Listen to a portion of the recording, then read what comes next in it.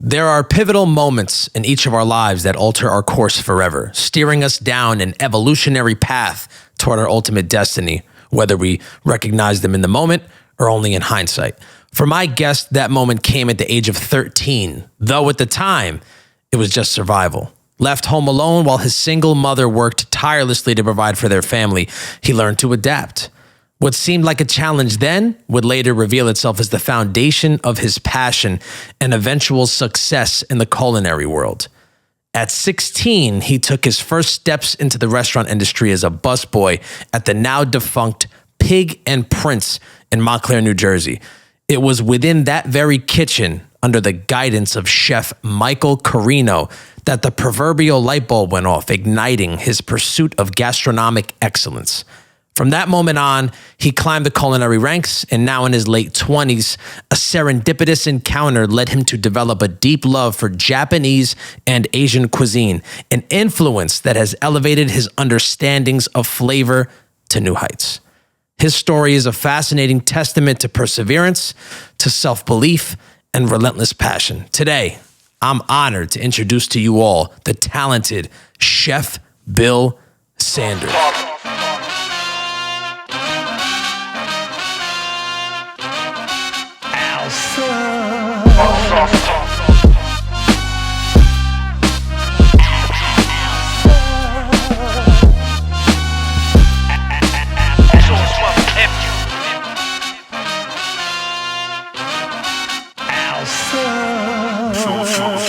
You're now listening to the Sauce Talk Podcast.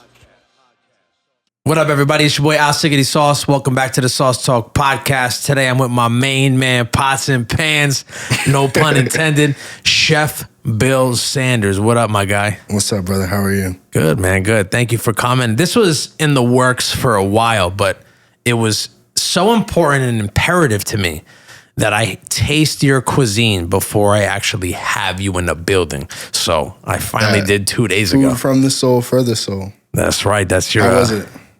Oh, it was fantastic. Loved it. Be honest, though. Be honest. I loved it, for real. All right. Legitimate. Right. It was fucking amazing. The thing is like with your cuisine, every time you do a pop-up, which we're going to talk about later on. Yeah.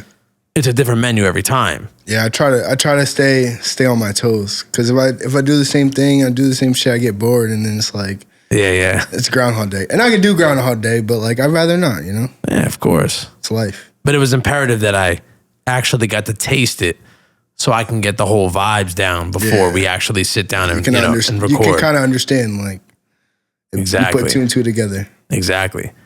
Now, it's a recurring theme. If anybody out there has heard my podcast, I usually start at childhood of the guest, because, that's the most important part of anybody's life. It's the foundation, and it's the cause of who and what you become later on. So that's obviously, a reoccurring theme in my podcast, and yours in particular. It's crucial to your story for many reasons. So that's why I really would like to start there. So where are you from originally?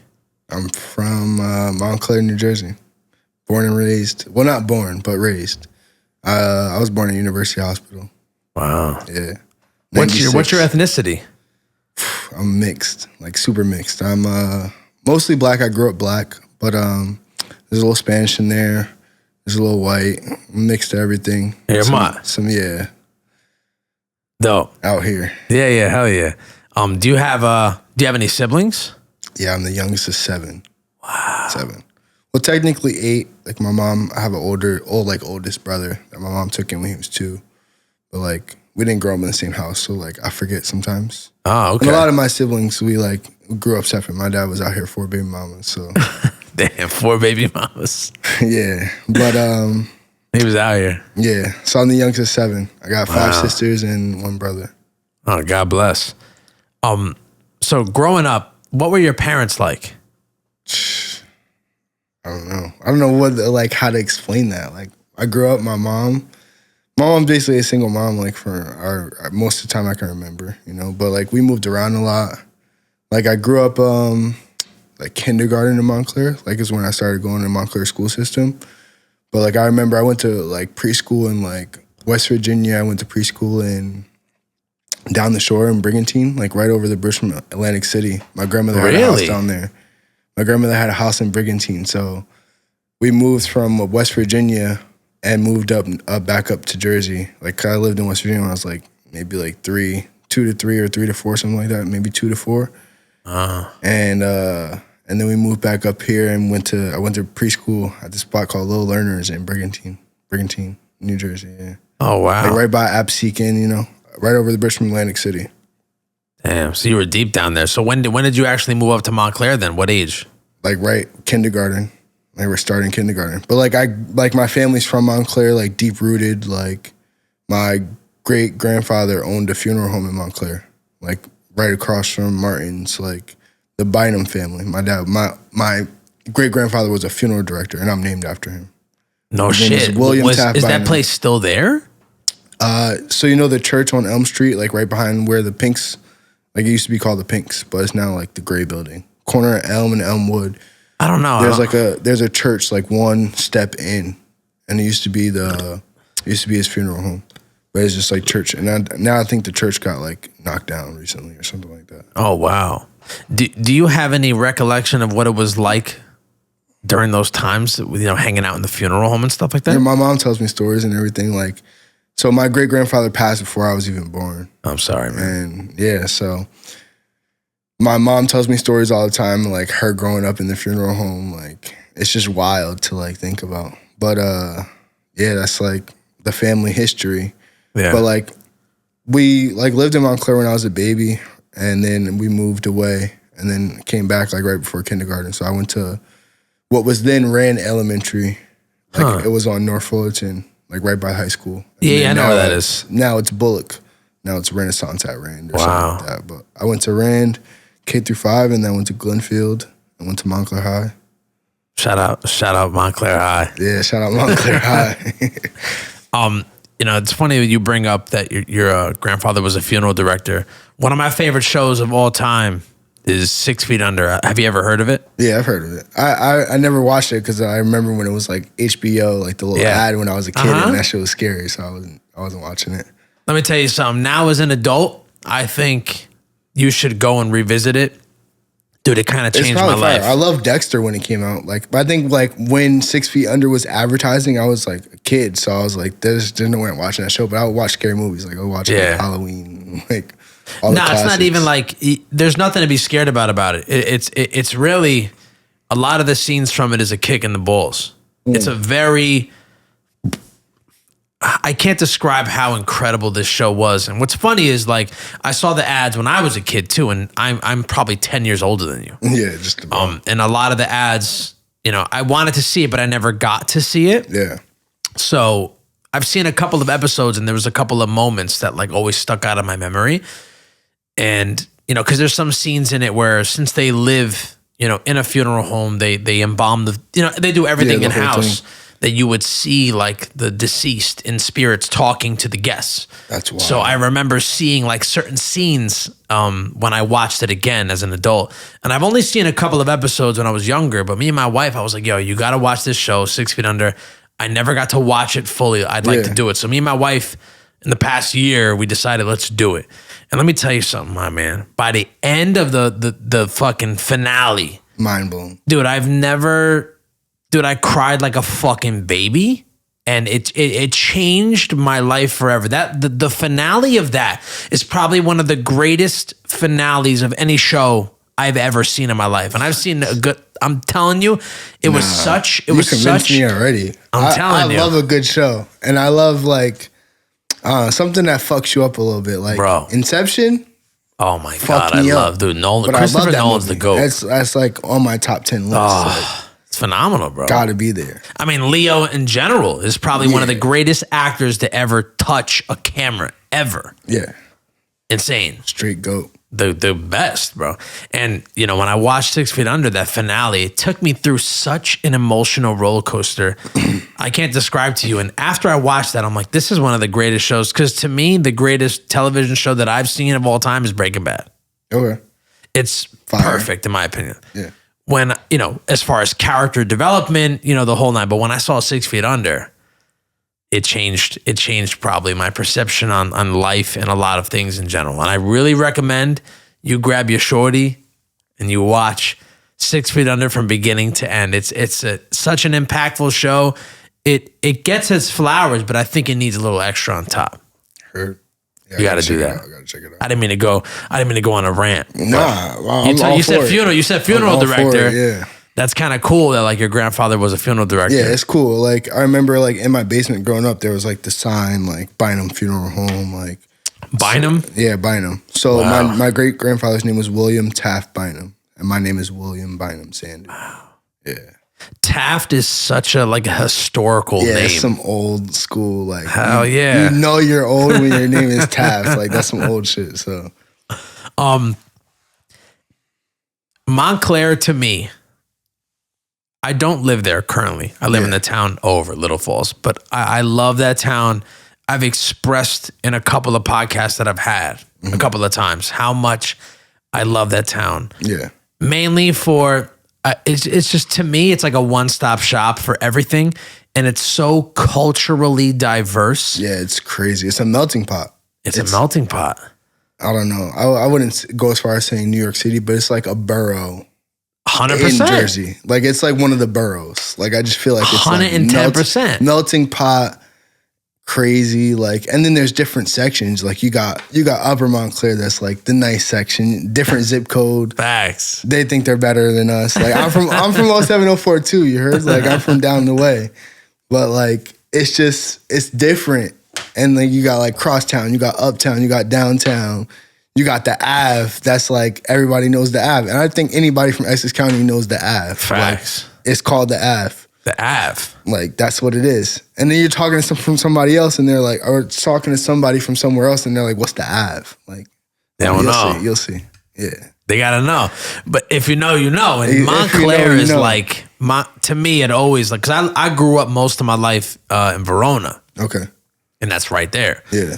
So I used to come up. I used to go to Crazy Rhythms to shop for music. I used to go to the Soda Pop Shop. I don't know. You might be a little too young. Shop. You know about that? Soda Pop Shop. Blimpie was right there. Yeah, you know about that. Went to the Soda spot. Pop Shop. I think like 3rd grade, bro. Like it was like one of the class trips. Yo, like, Soda Pop Shop was the wave, man. Remember when Charlie Brown's is in Uptown? Charlie Brown's is like old school. Like I don't remember the Charlie Brown. I remember there's a Charlie Brown's in Fairfield. I don't remember that one. Yeah, though. that was like one of the original ones. Wow. I remember like go there for bread. Like my aunt used to take me and my sister and my mom there. Like we used to go there for dinner. That's ill. Once in a while, like special occasion, like graduation or a birthday or something, go to Charlie Brown's, pumpernickel bread. Yeah, I just love Montclair because you know me growing up most of my life in Verona. Yeah. It was predominantly like a white town. So like we didn't have like, we might have had like, when I was in middle school, son, we might have had like 3 black kids, a couple Spanish kids. Yeah, like, that's wild. What are you though? Huh? What are you? I'm Italian and Puerto Rican. All right. Literally half and half. My mother Puerto Rican, my father's Italian. What part of the boot you from? What part of the boot in Italy? Like what part Abruzzi, are from? in the mountains. Okay. Abruzzese. And my mother's from Calle in Puerto Rico. That's crazy. Calle is a very special place to me. I haven't been there in a while, but there's a section of mountains in there called Los Tetas de Calle, which means the titties of Calle. That's fire. There's 2 you mountains speak Spanish like next to each other. Or no? Nah, I wish I did. Not at all? Nah, my mother taught me a little bit when I was a kid and I never learned. So my wife is 100% Puerto Rican. So my son is only 25% Italian, 75% Puerto Rican.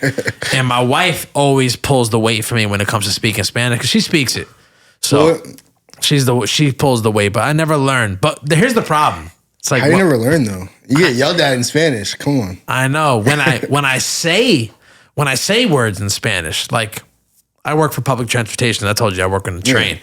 So when I talk to people, I speak to them. I'll say a couple words in Spanish, and they're like, "Oh, he knows," and they start spitting at me, and I can't help them out. Yeah, I'm like, I'm sorry. You make that exact face, like, "Whoa, what's happening?" I know. People do that to me all the time. Oh, word? Like people, I guess I look. You look Dominicano. I look very Spanish. I look Dominican. I got a little bit. It's like far. I always say it's a little sprinkle. Yeah. A little sprinkle. Nah, you look Dominican. I got a little adobo on me. But I mean, since Dominican Republic is right next to Haiti, that's why there's always like you could mistake a black person that's full on black for Dominican because they're so closely Yeah, and I knit. grow my hair, I got curls. Like people would just come up to me and start speaking Spanish, and I'm like, bro, I have no idea what you're saying. So now I understand. I always say like entiendo más te habla. Like I can understand more than I can speak. Yeah. But like I'll catch keywords and put it together. I use context clues like crazy. Of course. But like I can hold a little bit of conversation, but I also know from working in the kitchen, like you gotta know some Spanish. So like I know kitchen Spanish. Yeah. That's what I always say. I know kitchen Spanish and a little bit. Trabajando, because you got El Salvadorians, Mexicans, the whole nine. You gotta mix everybody in there, so Facts. you just gotta know. Yeah.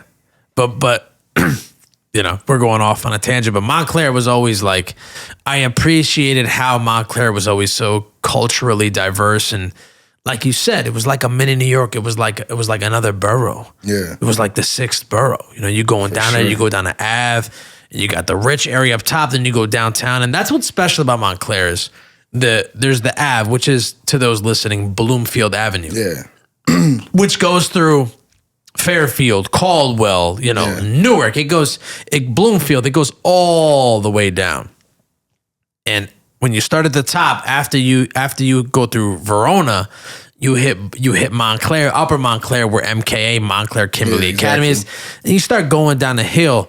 But on the Ave itself, it's literally like a mini New York. Yeah. You got all these beautiful restaurants, speakeasies, bars, luncheonettes, diners. You even got Misab, which is that Ethiopian cuisine. It's been there since I was a kid. Fire.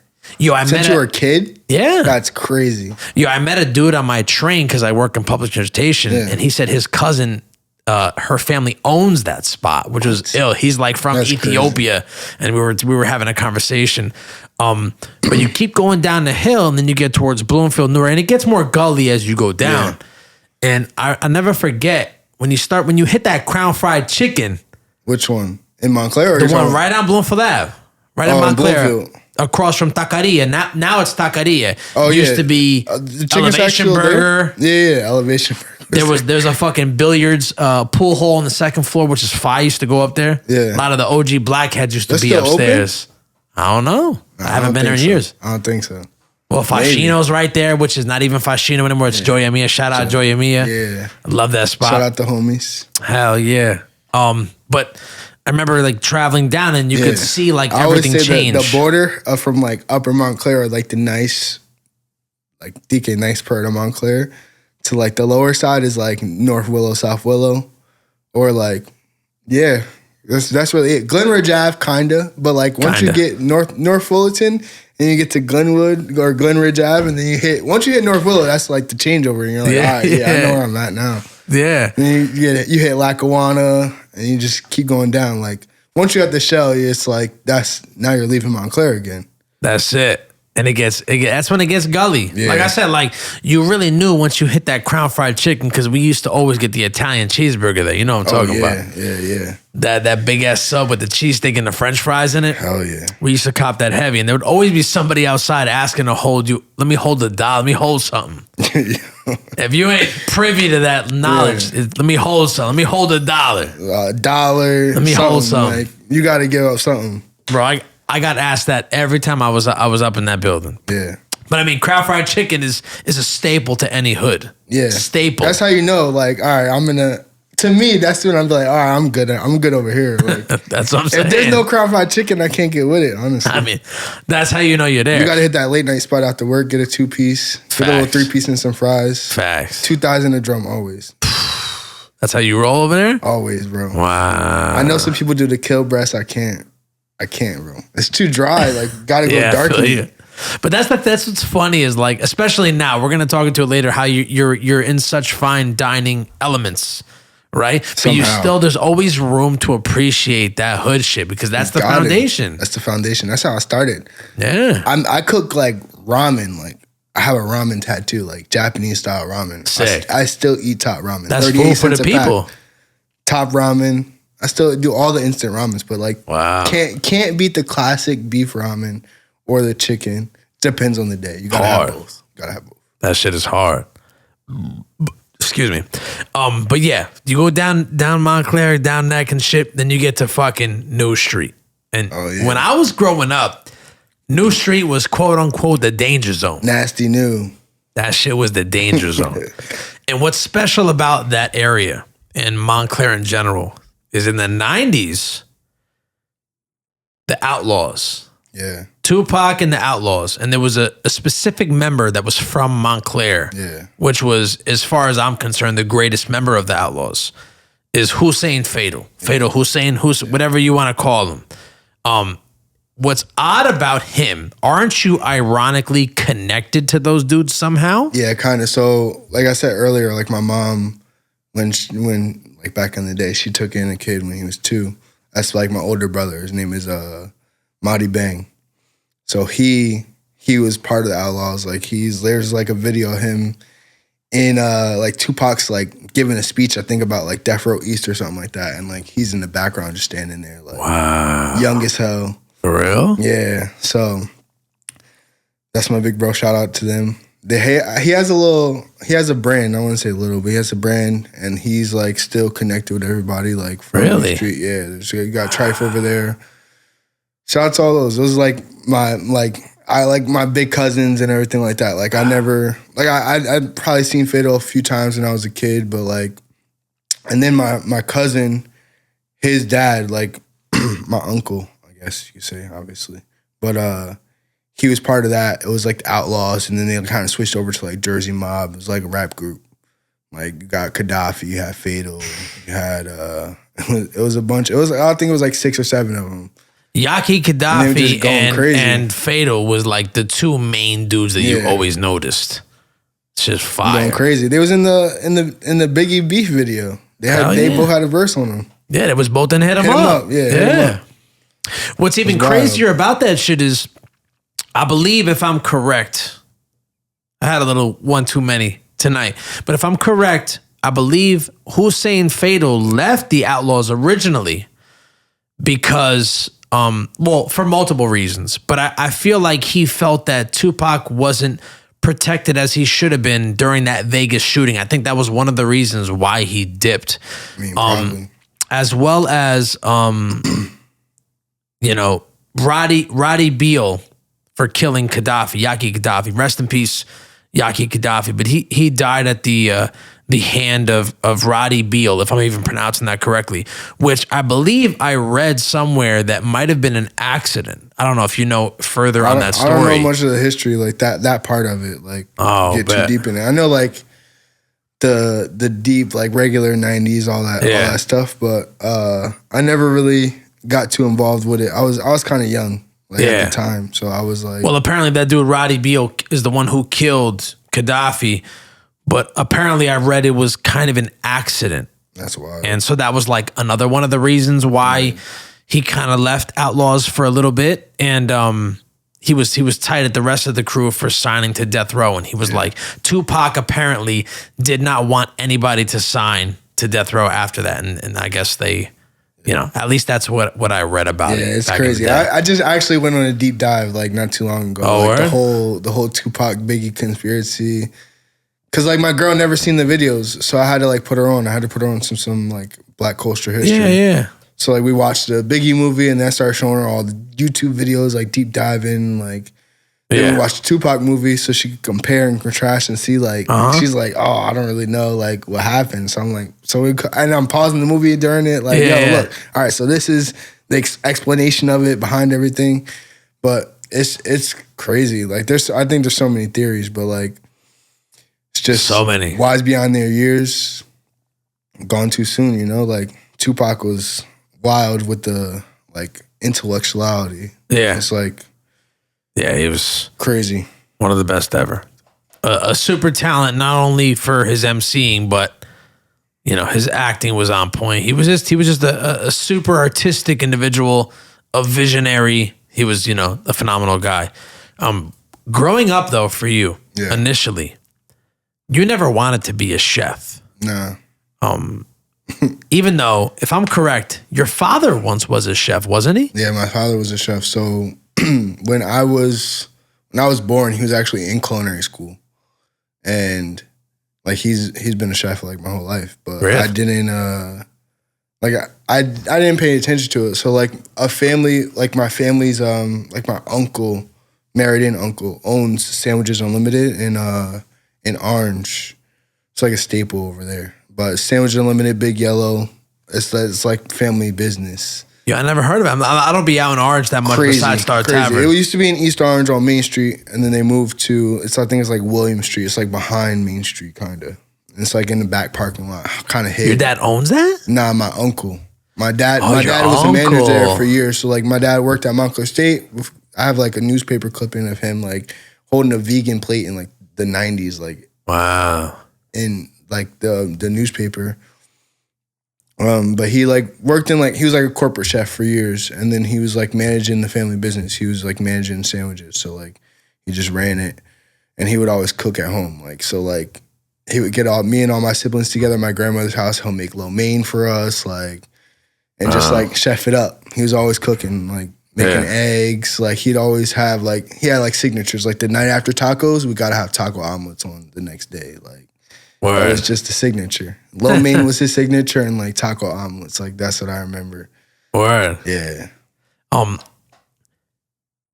You started cooking at a very young age of 13 years old. Yeah.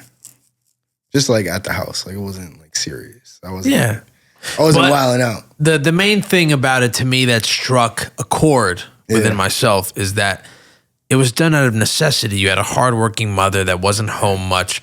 So it was almost a survival instinct. Yeah, shout out moms. So shout out moms, right? Yeah.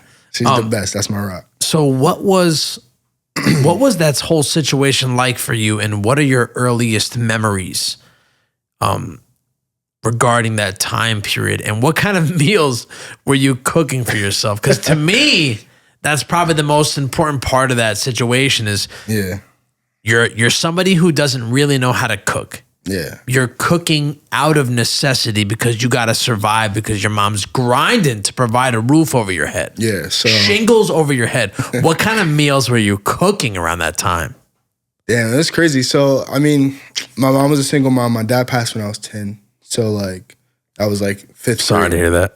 Thank you. So, it was like my mom was a single mom, and it was me and my sister, and we just had to like she was working. So like my mom always had a job. I don't even remember what she used to do way back. And I remember like her last job, she worked at Montclair State, but she was always working, and just like, and we were on food stamps. So like we would go shopping, go crazy like first of the month.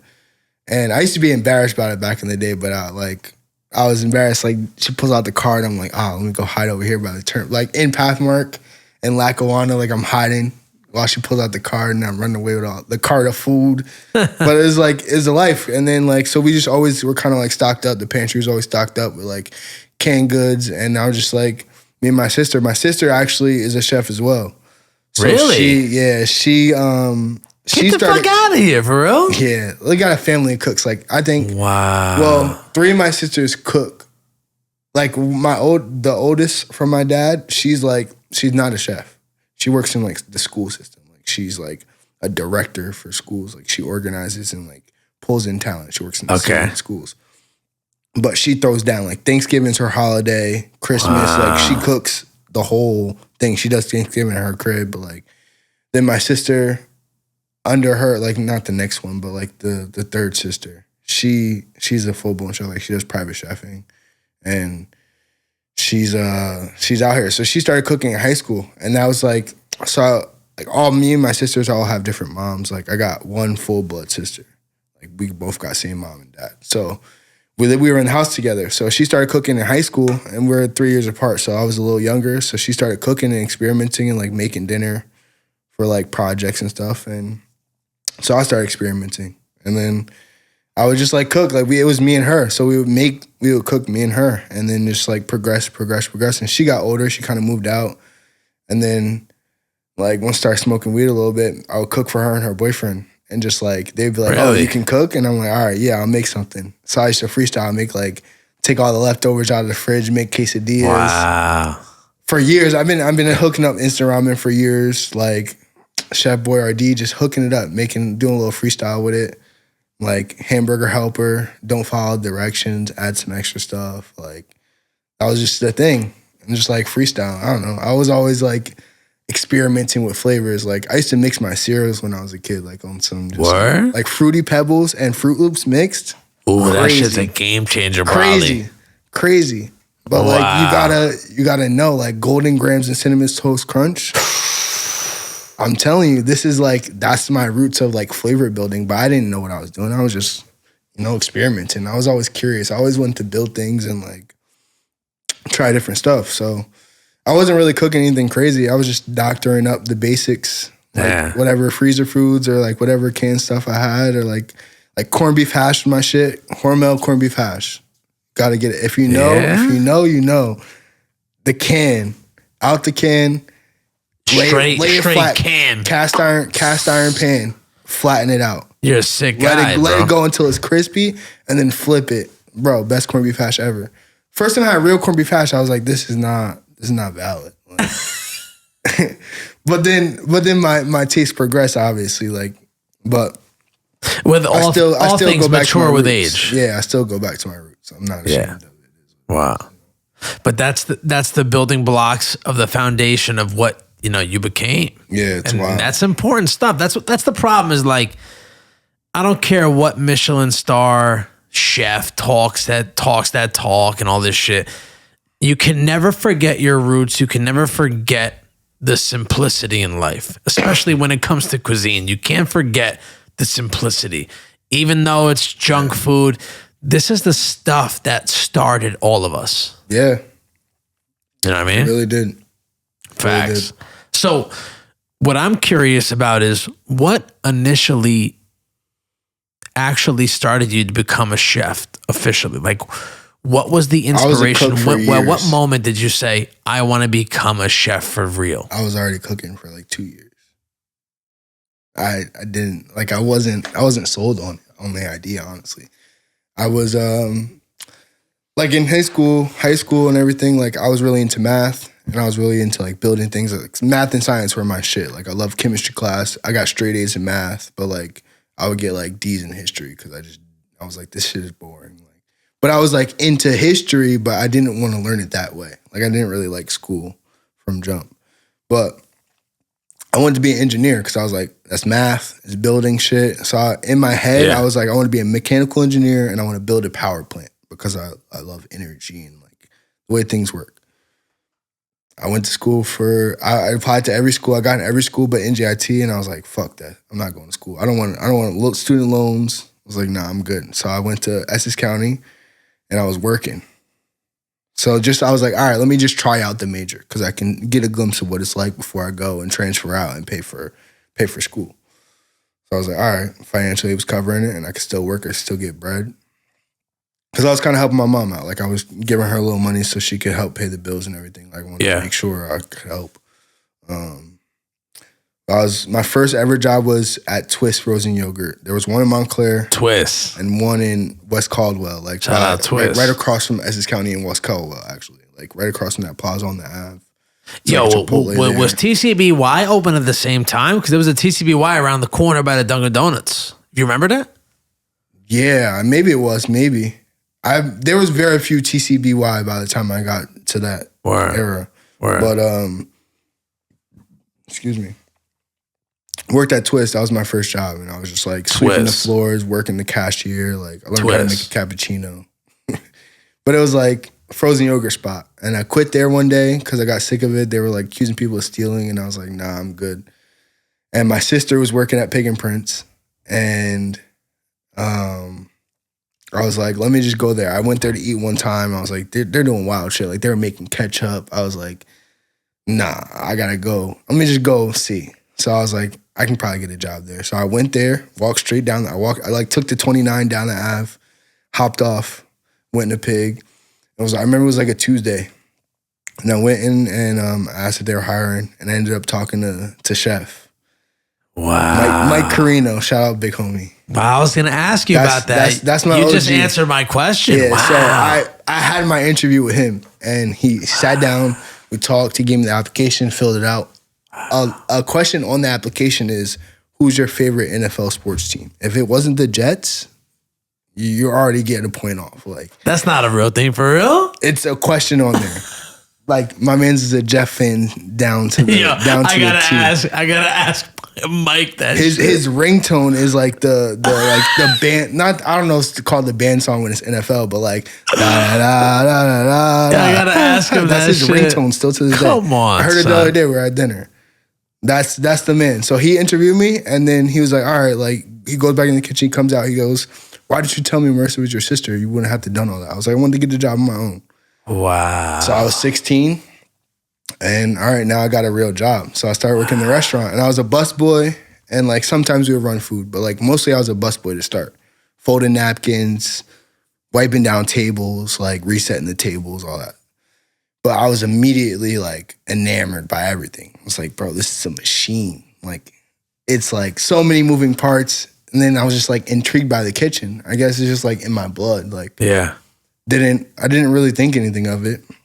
But like my sister worked in the kitchen, so I guess I just like kind of geared toward the kitchen because that was my comfortable space. Like me and her were besties. So I was just like, let me go see what they're doing in there if I had downtime. And Chef was always he had a butcher block. Like you go in the kitchen, like right from the dining room, you go in the kitchen, and to the left is like the service station. And there's like a chalkboard right there that usually had like specials or whatever. Like a quote of the day usually was on there actually.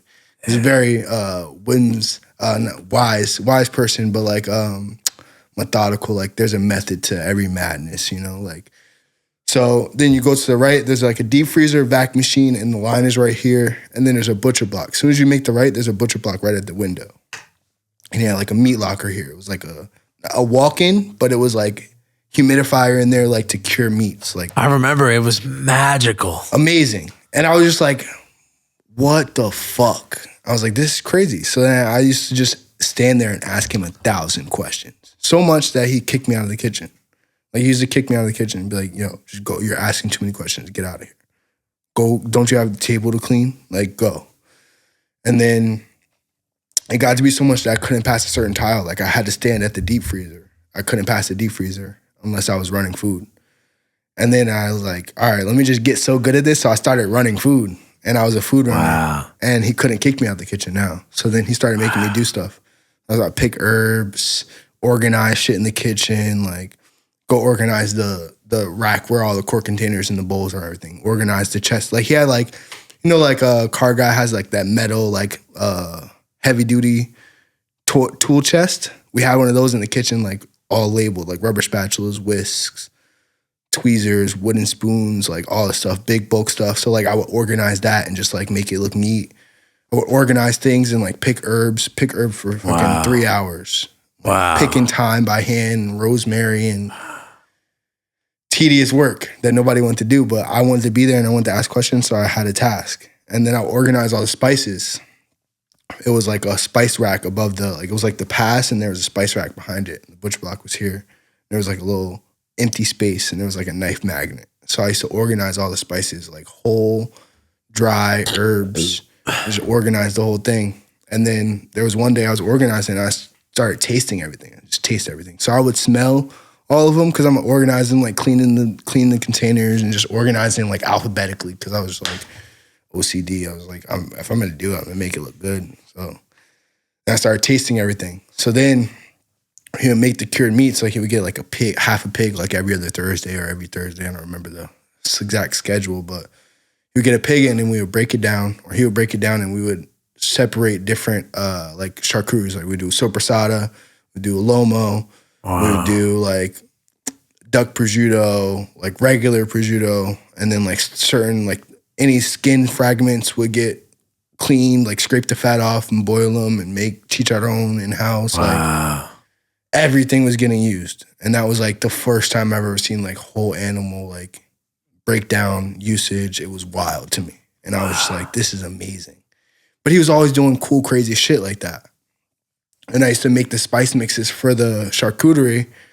And then he would be like, taste it. Or like he would like make all the mixes and then hand it to me and I'll taste it and be like, all right. And I'll start telling him what's in it. And that's just kind of how I built my palate. And it was just like, all right. Like I liked it, but I didn't know this is what I wanted to do. Like I was still a food runner. I was a food runner for like maybe like 8 months, maybe a year. I don't know. Well, I was a food runner for a hot minute. But like then, since he knew like I knew some stuff, we started like doing like extra garnishes, like dehydrated citrus, like lemon, lime, orange, shaved on a mandolin, dehydrated, and that was our job. We had to like peel parsnips and send them to the fryer to get fried and like keep them nice.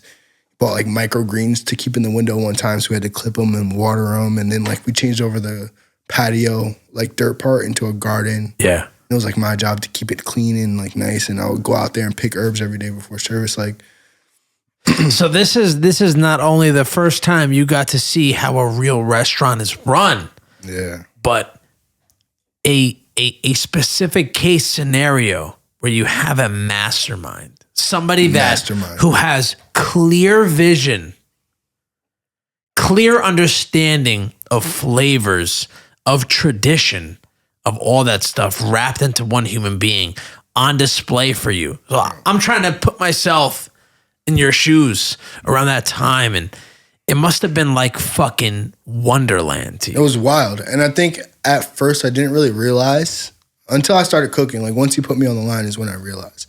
It's like when I was a food runner, I was a little asshole. Like me and the boys who we were food runners, like we were just like being crazy, like smoking cigarettes outside whenever we had a chance. Like, well, you're young, bro. Yeah, I was 18. I was like 16, 17, you're a kid. 18. Yeah, you're a fucking kid. And then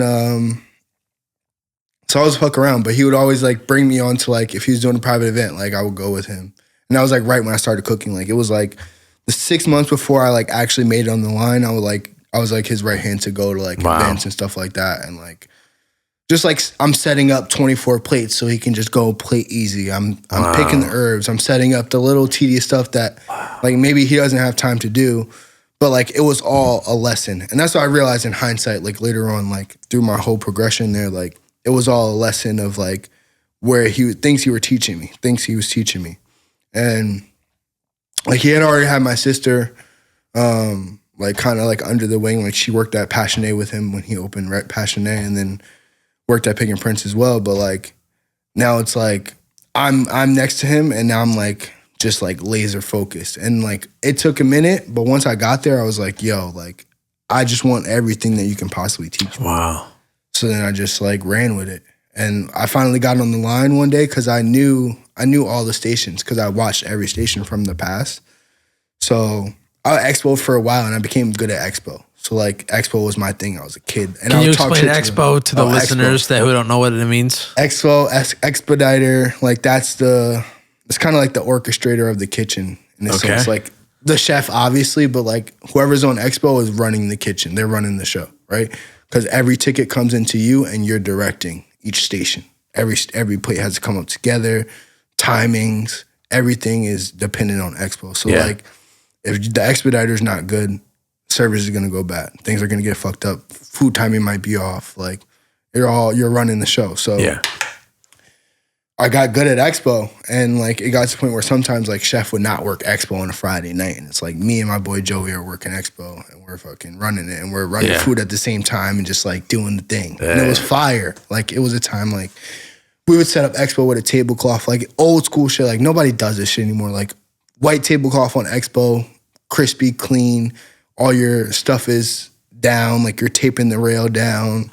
He would laminate basically every day, I think, laminate a different quote from a chef with the chef's picture and put it on the pass and tape it to the pass. Mike would do this. Yeah. And I have one, and it's like, I have a trunk of like, just like memories. Like keepsakes and stuff? Yeah, keepsakes. I have like a bunch of different shit. I have shit from high school, shit from middle school. I have like my recorder from 3rd grade.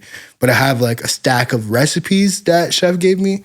And I have like some of those quotes from the past. And I have one that says, it's like Sean Brock. And it's like, you don't know how hot the fire is until you stick your hand in it and get burned. Wow. So it's like shit like that. Like there was just like different quotes always on there. Just always inspiring the next person. Like shout out to Chef A. Like that's chef. Like every chef you'll talk to has a chef. That's my chef. Like a person they'll call chef for the rest of their life. Like that's my chef. Give me goosebumps, bro. Taught me everything. Like here's the thing is like not only you, but like I had Michael Cosenz on here, my guy. That's my guy, my brother. And he sang his praises on this guy, Michael Carrino. And like when I finally met Mike, he is quite possibly the nicest, most humble gentleman I've ever met in my life. And him and I, we're going to record. He's a GOAT. But I told him. You're going to get goosebumps the whole time you're talking to him. I'm sure. I get scared when I see him. I'm like, what did I do wrong, Chef? Like him and I had a brief conversation on the last day of Mike's Pasta and Sandwich Shop for what we all know it as. It's still there, but it's not the sandwich shop anymore. It's just pasta shop. I helped open that place, by the way. Really? Yeah, me and Mike painted the walls there. Like that's how deep that is. Like those are my people. That's crazy. Yeah. But I met him there because we met online after I did the podcast with Mike Cosenza. Him and I started, chatting, and I was like, I need to get you in here because the way Mike described him is similar on the same plane as the way you're describing him. He's just, this guy is such a humble individual. And he's like the all-seeing eye, if you will. The all-seeing eye. And he has the biggest heart. He helps elevate everybody that he knows, and he doesn't need the credit. And that's what I love the most about his legacy is that he's such a good guy, and he just wants everybody to succeed. And that's such a rare, quality of a human. Well, he's a great human. Honestly, like he's a father figure of mine. Because like I said, like my dad passed when I was 10. So I kind of like the pivotal years of growth as a young man. You're like trying to figure out life. You're trying to figure out girls. What's like the whole thing. You're trying to figure out like just how to like different things. And like my mom was like a boot camp, like drill master or a drill sergeant. Like she was just like so tough because she was like, you don't have your dad, so I got to be there to like teach you all the things. Like, but like working for Chef, it was like he became like I look at him like an uncle. Like he's like, bro, like the utmost respect for him, and like he taught me things. Like once I got online, it was like each station was a like kind of like a lesson. It was like discipline, but like tough love in a sense. Like it was always like a method to the madness, and I didn't realize it. Like I got on the line and I worked pizza and salad. There used to be a pizza oven there before we like kind of like switched it over to like switched up the concept a little bit at one point. But I worked pizza and salad, and then the kid came back who worked that station because I got on the line because somebody got suspended from like working the line. So they put me on the line. They were like, what are we going to do? So then I was like, I know the station. And they were like, all right, you got 5 days. I worked 5 days with no sendbacks. Like not one plate sent back to my station. And that like, wow. If you've been to a restaurant, you've seen it, you work in the kitchen, you've seen it, like shit gets sent back. Shit happens, right? But like for somebody who has never cooked on the line professionally to work 5 days straight and not get one plate sent back, like that's something that I always say. Cause I'm like, that's a little bit of something I could brag about. Like, all right, I worked 5 days with no sendbacks. So I got moved up to pasta. And the pasta station was like 4 dishes. But you did, like in the classic French brigade style, it was the saucier, but you worked pasta. So we had a lobster tag. We made the pasta from scratch, and we made a lobster nosh from the lobster shells. And then we had to like pick the claws for that meat, and then like the tails and everything. And then all the shells went to the lobster nosh. We made demi-glace on that station. You made marinara on that station. And then if we were doing like any other sauce, like special, that you were making that, like we needed bechamel for something. Wow. Like you're making that. You made veg stock, you made chicken stock. So, but you only had like 3 dishes, so you had the time to do that. So you had the lobster tags dish, and you had 2 risottos, but each risotto had an app size and entree size. Wow. But there was 2 risotto flavors. So it was like, usually if it was springtime, it was like his signature, like he did like variations of it, but like the sausage, like chorizo risotto, chicharron on there, fire. And then he did like one, that was kind of seasonal. I remember we did like an English pea risotto. That was like, really? Yeah, we had to basically make a pea soup, and like, then that was like your puree add in for the risotto. So you really only had 3 dishes, but you made all the sauces. So then that was like kind of saucier. And that's just like, boom. And then I went back. This kid got fired. I went back to pizza and salad, and then we switched the concept up, and we changed to like kind of like steakhouse vibes. But we got rid of the pizza oven, so now the line is kind of smaller, and there's no station for me. So this man created a station for me, And it was like I did entremet. So there was fish, entremet, meat, and then hot apps, and then garmo and like pastry. Wow. So I was in between the fish guy and the meat guy with no tickets, and all I had was like 6 burners, or I had like part of the French flat and had like 4 burners technically. And they were just telling me what size they need. So I made all the size for both of those stations. All they did was cook their proteins so we could get food out faster. So I'm just listening to 2 people yell at me like, oh, I need this side, I need this side. And I was just going. And that kind of taught me like speed and knife work, because I had to break down every day. We did like a root ratatouille. So I had to like break down a case of zucchini, a case of fucking like green squash and zucchini, or yellow squash and zucchini, and like tomatoes. And we made like nice, medium, small diced root ratatouille. I made like a jerk chicken fried rice. Like I was cooking, blanching off a case of spinach, a case of asparagus, like just like volume. And then I went to hot apps, and that was just like speed. And I'm just learning how to cook fast, because it's appetizers. You got to get out fast. And that's when I started burning myself, and I started fucking myself up a little bit. And then I was like, once I got there, I was like, all right, I really want to cook. I started recording myself. Like I have little videos of myself like setting up my phone on the station, like really tossing the bowl. Wow. Yeah, like, and I thought I was hot shit, like, but I wasn't. I had been on the other side of the line. Like I was talking shit to the cooks. So now I'm on the line, and they're like, oh, how does it feel? And I was like, I was the youngest on the line. I got like kind of bullied for the lack of better words. Like it's kitchen life. Like, yeah, it's all camaraderie, but there was just like, I got bullied because I was the youngest one in the line, but it was like good bullying. It was just like everybody's fucking with each other. And I just grew. And then I basically worked every station there, and I learned how to do everything. I left for a little bit, and I worked at somewhere that's like irrelevant. But I did like a little 6-month stint elsewhere, and I just like didn't take care of myself. No, we're gonna talk about that. I got notes, but I want to talk about Pig and Prince just a little bit more, because I've been there a couple times, and even though I didn't eat there a lot, when I went there, I felt this special ambiance, this special presence. You know, I went there once for dinner with my wife, my father-in-law, and my father for like a Father's Day thing. So I got to eat on the other side. And then I went there once for my boy's birthday, which was on the more bar-heavy cocktail side. Okay. In the tap room. Yeah.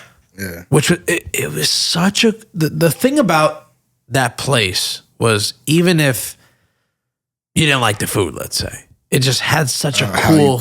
It had such a cool presence. Oh, yeah. It was history. It was an abandoned railway, basically. You know, it was beautiful. And then he was one of the only places in the area that had that area with the dry aged Italian meats and stuff. Yeah, a little window that you could see. Yeah. And then he would have these nights where you could go there and have like a pasta pairing, and like, yeah, he would have all these events. We used to do like wine dinners during. Yes. We used to have to cook regular service, and each station had a dish from the prefix. Like, it was wild. Like, but we used to do like 300 covers, like crazy. Wow. But I don't know. It's like, you have a good leader, you can do anything. Like, we were banging it out, and I just like, I've learned from all the different cooks and chefs that I worked with there. Like, I've worked with so many people there. So I left, and then I came back, and that's when I met Mikey Mortadella. Mort the Fresh Mort. My guy, which is like, that's the funny thing is, like, I had him on here, and now I have you, and the top of the Holy Trinity is Mike Carrino. Yeah. And he's next. But when I saw him on the final day of the sandwich shop, yeah, I told him, I'm like, you're up next, but I got to do Bill first. And he goes, Bill who? William. I was like, Bill Sand. He goes, oh, you mean William? Yes. Yeah, William. Yeah. So after you, he's next up. And I'm so excited because he just seems like, I don't even want to call him the puppet master or the gatekeeper. He's just, you could tell he's such a solid individual. And And he You said birthed it and helped. best earlier. You said the all-seeing eye. Like, he literally has eyes everywhere. There's been times where he texts me something. I'm like, how do you know that? Like, what? He's just like always on point. Like, he's just like firing on all cylinders. And he's just so humble, and he doesn't care about the notoriety. He just wants to see everybody exceed. And that just fires my cylinders up, and it gives me goosebumps because I love seeing somebody just care about everybody else but themselves. That means so much to me. And he's just, like I said, I haven't even sat down and had a full length conversation with him. Bro, but he's the an animal. little that I did, I knew. Like, I knew. You real recognizes real. Yeah. You know what I mean? Yeah. And I recognize him the minute I met him. Yeah, for sure. He's a phenomenal. And he has accomplishments like from young. Like, Oh, he's sick. there's like a French like secret club of chefs called Chain de Rôtissier. Really? The youngest. He got in as the youngest person. He was 28. Wait, Chain de Rôtissier? Chain de Rôtissier. We had the like metal plate on the walk-in door in the I don't the even meat know locker. about this. Bro, it's wild. That's just a little gym, but like he's legit. Like, I don't know. To me, he's one of the best chefs in the world. Like, The GOAT. the GOAT. He taught me. He made the knife an extension of me. But like I said, I was a cook for years. I didn't become a chef until like years later. Like, people will call me a chef, and I'm like, I'm not a chef. Like, family members are like, oh, you're a chef, and I'm like, nah, I'm a cook. I haven't earned that title yet. So you were there at Pig and Prince from 2013 to 2018, if I'm correct. Yeah, just about. I had a little stint where I left for a minute, but then I came back. I was gone maybe like 6 months, and then I left. Yeah, I left 2018 like before they closed. Yeah, because they closed in 2019. But if my research is correct, you left in 2018 and had a brief stint at Shake Shack. Yeah, no, I worked at Shake Shack for a hot minute. Word? Yeah, I worked at Shake Shack for a minute, like maybe almost 2 years. Like, You were a shift manager there, weren't you? Yeah, damn, you did some research. Yeah. You looked on my LinkedIn. So how did you, because going from a place like Pig and Prince, which is kind of, I guess you can consider fine dining or experimental because of all the meats he was doing, the aged meats, the pasta dinners.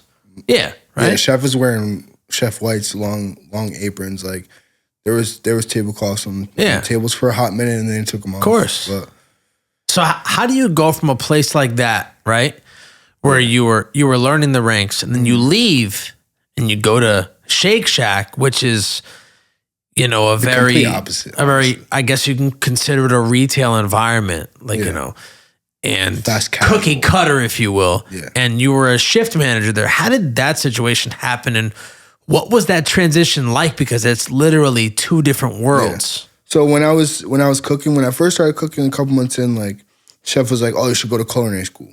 So I went to culinary school. I did 2 semesters at Hudson County because he was like, I would want you to go to CIA, but I can't lose you because I was a good cook. Why would CIA require you to be gone for a while? CIA is in upstate New York. So I would have to go dorm. Yeah. Because he went to CIA. So he was like, I would love to send you CIA, but I can't lose you. So I was like, all right, bet. Like, Hudson County was number 6 in the country culinary school. So I went to Hudson County. I tried it. It was cool. I've never really been a school guy. Like I said, I went to Essex County for a little bit. I dropped out because I was like, bro, this is dumb. And I started cooking, so I was like, what's the point? Like, I'm not going there. Because then that was like me transitioning, like, all right, this is kind of what I want to do. And you want to quit 1,000 times, but you never really do because it's hard and it's daunting. You go cry in the walk-in and you get over it. But I was like, all right, I'm going to go to culinary school. I did 2 semesters, hated it. So then I like got in school for business and I did a week of classes. And I was like, nah, it's not for me. But I knew I wanted to maybe have a restaurant one day. So I left because I was like, I'm kind of not learning anything anymore. Because like Pig was my culinary school. I was like, I'm kind of not learning anything no more.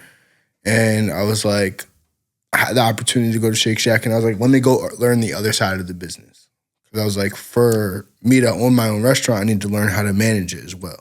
How'd you get that opportunity though? Did somebody present it to you like somebody randomly? somebody I knew worked there, and actually my girl at the time, her sister was like a GM for Shake Shack. So they had an opening, and she told me, and she was like, oh yeah, it's like it's $15 an hour. There's benefits and all that. So I was like, all right, cool. Like this is a step up. I was making like 13 an hour like back in that time. So I was like, all right, let me go.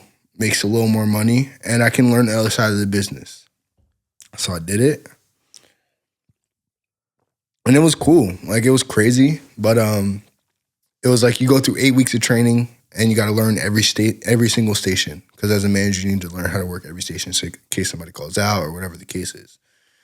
And right out of training, I was just like, I've always been like a good listener and visual learner. So like that's hands-on training, and I already know how to cook. So like I know how to do all the stations. It's easy. Like I was like killing it on the grill. Like it was like easy shit. But the managing part was hard. Like I didn't really know how to have a tough conversation with somebody about like, oh, you're late, or like you're gonna get suspended, or like writing somebody up for being 5 minutes late. And I'm like, bro, they missed the bus, bro. Like I gotta just write them up. So I became kind of like a drill sergeant in that sense. I was just like, all right, like this is how they do it. This is how I'm gonna do it. And I just like right out of like maybe a couple weeks out of training, my GM got bumped up to senior GM. So he took over 2 shacks.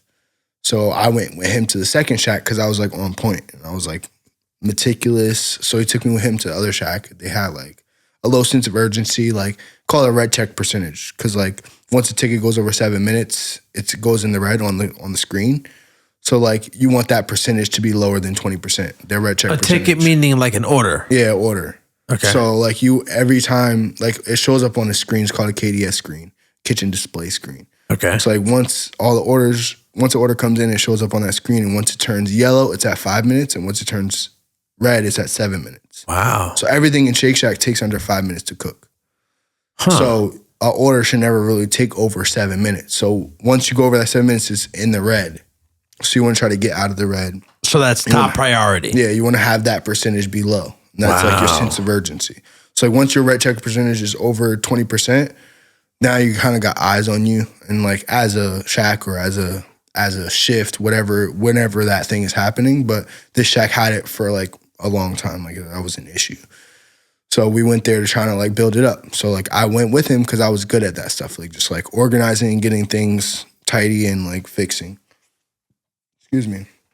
So I went there. So I was like, now I was going there like 1 day a week, both in Paramus. I worked at the Garden State Plaza Shake Shack in the mall, and I worked at Route 17 Shack. So we went to Route 17 Shack and tried to build it up, and then I was just like my thing, and I split my time between the two.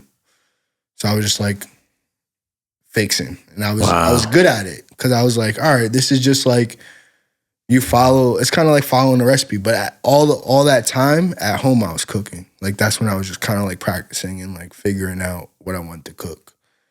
And I was like really into pasta, so I'll make pasta at home. And like, because me and Mike at Pig, before I left, we were making pasta together. Like that's when that like started. Like homemade pasta? Yeah, from scratch. So he was like trying to find his niche. He was like, yo, like, I don't know what's going to make me stand out. And he's like big on like, if you do something, like do one thing and be the best at it. So he was like, yo, like we started like doing a bunch of stuff there. Like I was Mike's right-hand man when he came to Pig. Cause when I came back from my short little stint away, he was a sous chef there. You're talking about Cosenza. Cosenza. Okay. And we just clicked like day one, like after a few hours. At first we're both Aquarius, like, our birthday's a week apart, so we were just like, at first we were like weary of each other, like, who's this guy? Because he's heard a lot about me, I've heard a lot about him. Because like to me, before I left, I was a jack of all trades at Pig. Like I knew how to do everything. I knew where everything was. Like if you're like, where's this chafing dish for this party? I'm like, oh, it's downstairs behind this shelf. Like I just knew where everything was. When did he start in comparison to you? He started like right after I left for like 6 months. Like he started. So he came later. He started like 2017. Like wow. Yeah, and I came back and we clicked the same day. Like after a few hours, we were like, all right, we filled each other out. Pause. He's the best. We clicked, and like we were boys. So I was like his right hand, and he was just like, yo, like we're gonna do this. We started doing Topless Tuesdays where we just do like this cool little appetizer menu for like happy hour. It was like happy hour before like, I don't know, it was like elevated happy hour. We call it Topless Tuesdays. Yeah. And just like build sales and like take whatever like we could out of the walk-in to try to like make free money from like stuff that was already bought. So we're making specials. And then he was just like, I want to find something that's cheap and that I can just like learn how to do that's just like where I can find my niche and like be really good at it. So we started making pasta.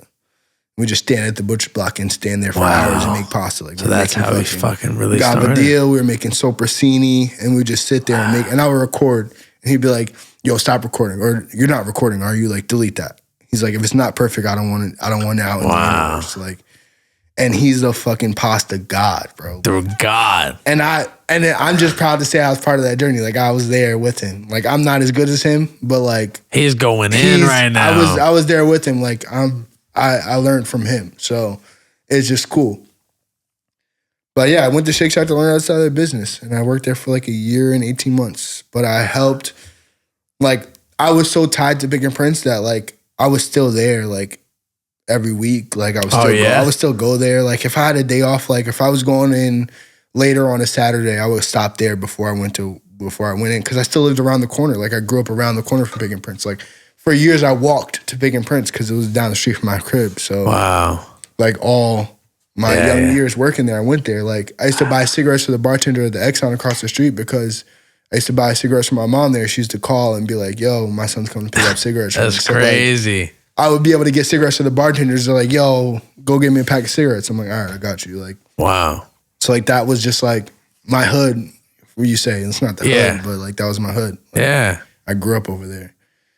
Wow. So that was a special place, man. I worked the last shift at Pick and Prince. Like the last day the last day they were open, really? I worked. Like I went in, I helped prep, and I worked that night. Like, wow. Because I couldn't. Like, how could I not? You know? Yeah. Like that's where I learned how to cook. So no, that was a special place, man. I remember, like I said, I only been there a couple of times, maybe like 3 or 4. It's crazy. Like you remember when you went? Yeah, like, I remember everything, man. I remember the whole. Was it? I probably cooked for you type shit. Maybe. I mean, it's crazy. I maybe ran your food. I don't remember. I couldn't tell you the year, but I remember when I went. You know, like if you listen to the podcast with me and Mike. Yeah, I heard that story. There was a particular waitress that I couldn't forget for aromatic reasons. That's funny, bro. Yeah. That's the restaurant. Nice person, but I was like, hey, yo. I've had to have those conversations with people at Shake Shack. Like, how do you have a conversation with somebody about their hygiene? You're like, yo. I don't mean to be disrespectful, but like, you need to like put some deodorant on. Yo. Yeah, that shit was Funk Dr. Spock, you heard? Yeah. That shit was raw. It's wild. But anyway, that place, I could tell, like when I went in there was like, you could tell the love in that place. And what's funny is I never knew that you and Mike were behind, and even the other Mike, the owner. Yeah. I never knew any of you guys. The only reason what gravitated me towards that place is because one of the kids I went to high school with worked there. Justin Morvan. Shout out to my man, Justin. And he, I know he worked there, and then he worked for Mike at Mike's Pasta and Sandwich Shop for a little bit, and then whatever. He parted his ways for whatever reasons, but that's what kind of like put me on to. So I'm kind of thankful for Justin because I would have never probably maybe went there, maybe not. That's a crazy trajectory, but. Right? Yeah. Maybe I never would have, but yeah, I like to support the people around me, and the fact that he worked under Mike Carrino for a while, and then Mike Carrino again, because Mike Carrino is Mike's Pasta and Sandwich Shop as well. Yeah. Which I didn't really know until later on, because he's such a silent guy, and he's not really about the fame, about the notoriety, which that's kind of what attracts me to, him in general. Pause. That's kind of what attracts me to him, because I like how he doesn't care about that shit. Nah. He's all about the real. He wants to put like what the piece that he has into the universe and just like let it live. I love that. Let the legacy carry on. Like that's the greatest shit ever. So in present day, you're known strongly for your Japanese, Asian, Korean inspired cuisine, right? This is like when you think about you, right? As a person, as a chef, we coincide you with that type of cuisine. Yeah. Right. Which is wild to me. I don't know. I don't know how I got there, but I just ended up there. So that's kind of what I wanted to ask you is, the next place that you start to work for, because Pig and Prince closes down shortly after that. Yeah. They closed down in, what was it, 19 or 18? Yeah, I think like 18, 19. I really don't remember the year. So they closed down, and then you end up at a place called 7 Doors Down Ramen. Yeah. So since now in present day, which we're going to talk about soon, that you're so heavily influenced by Japanese, Korean, Asian cuisine as a whole, I would assume that was the place that kind of kicked off your inspiration for that type of cuisine. I think it took it to the next level. I was already there. Like I was there when I was at Pig. My first special I ever put on the menu at Pig was a ramen. I called it a masukemen because it was like a mix of a mazman and a tsukemen. So a mazman is like the toss bowl ramen, like brothless, and then a tsukemen is a dipping ramen. Really? Yeah. See, I'm not privy to any of that shit. Yeah. So tell me then, if that wasn't the place that kicked off your interest, what was it that kicked it off? It's kind of like a person. So there's this guy, Chris Arturo. He's he's a homie. He worked at Pig. Like he was a sous chef at Pig and Prince for a while. Okay. And then by the time I got there, he was gone. But him and Carrino were like good friends. And so he would come back all the time. Every time he came back, he on a different ramen shirt, like Ivan Ramen or like some funny like graphic tee that I had to do with ramen. Well, from like different establishments? Yeah, different establishments, like graphic tees, just like those funny t-shirts that are like... But all ramen related? Yeah, like all ramen related. So one day, and then he used to do ramen pop-ups back in, it's called Ronin. So he was like always coming in his ramen t-shirts, and me being inquisitive, I was like, what's that? Like only ramen I knew was like Top Ramen, Marushan. Like, yeah. I'm like, what is that? So he's like put me on, and he kind of like sent me a couple things, and he's like, yo, this is that, and he kind of like gave me the little planted the seeds, because he would, and then he started doing ramen pop-ups. He did one ramen pop-up there. He's doing like Bao Buns ramen, and I worked it like. So that was the other opportunity at Pick a Prince. Like we had opportunity to work extra events, like private events offsite.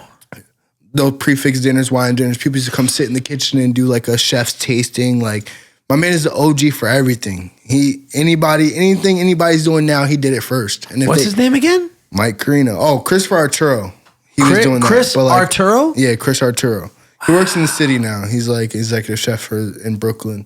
Shout out Chris Arturo. Bro, shout out Boo Bear. That's my guy. Oh, Boo Bear. That's it? Yeah, Boo Bear? Yeah. He's a little short Italian guy. Fucking like, so he's the real reason where you started your Asian. He put me on. I don't even consider Asian as, is that politically correct nowadays? Because it's not. I mean, Japanese isn't considered Asian, so yeah, it is. Why not? Is it? I guess I don't want to sound politically incorrect, but so Japanese, Asian, Korean, like that whole sort of ethos. Yeah, it's is just like, all started because of that guy. This guy. Because of that guy. I always liked like Asian food. I like Chinese food when I was a kid. Like we always ate Chinese food. Lo mein. I was a noodle kid. Like noodles were my shit. So like lo mein, I'm always ordering, and like I gotta get A Fu Young. Like if you want my Chinese orders, A Fu Young. That's your shit. A Fu Young. A Fu Young. Egg Fu Young. You never had Egg Fu Young? It's like fucking like greasy ass omelet, and they serve it with like this gravy and rice. Never had it. Facts. Never had it. Fire. If you eat pork, roast pork, Egg Fu Young, fire.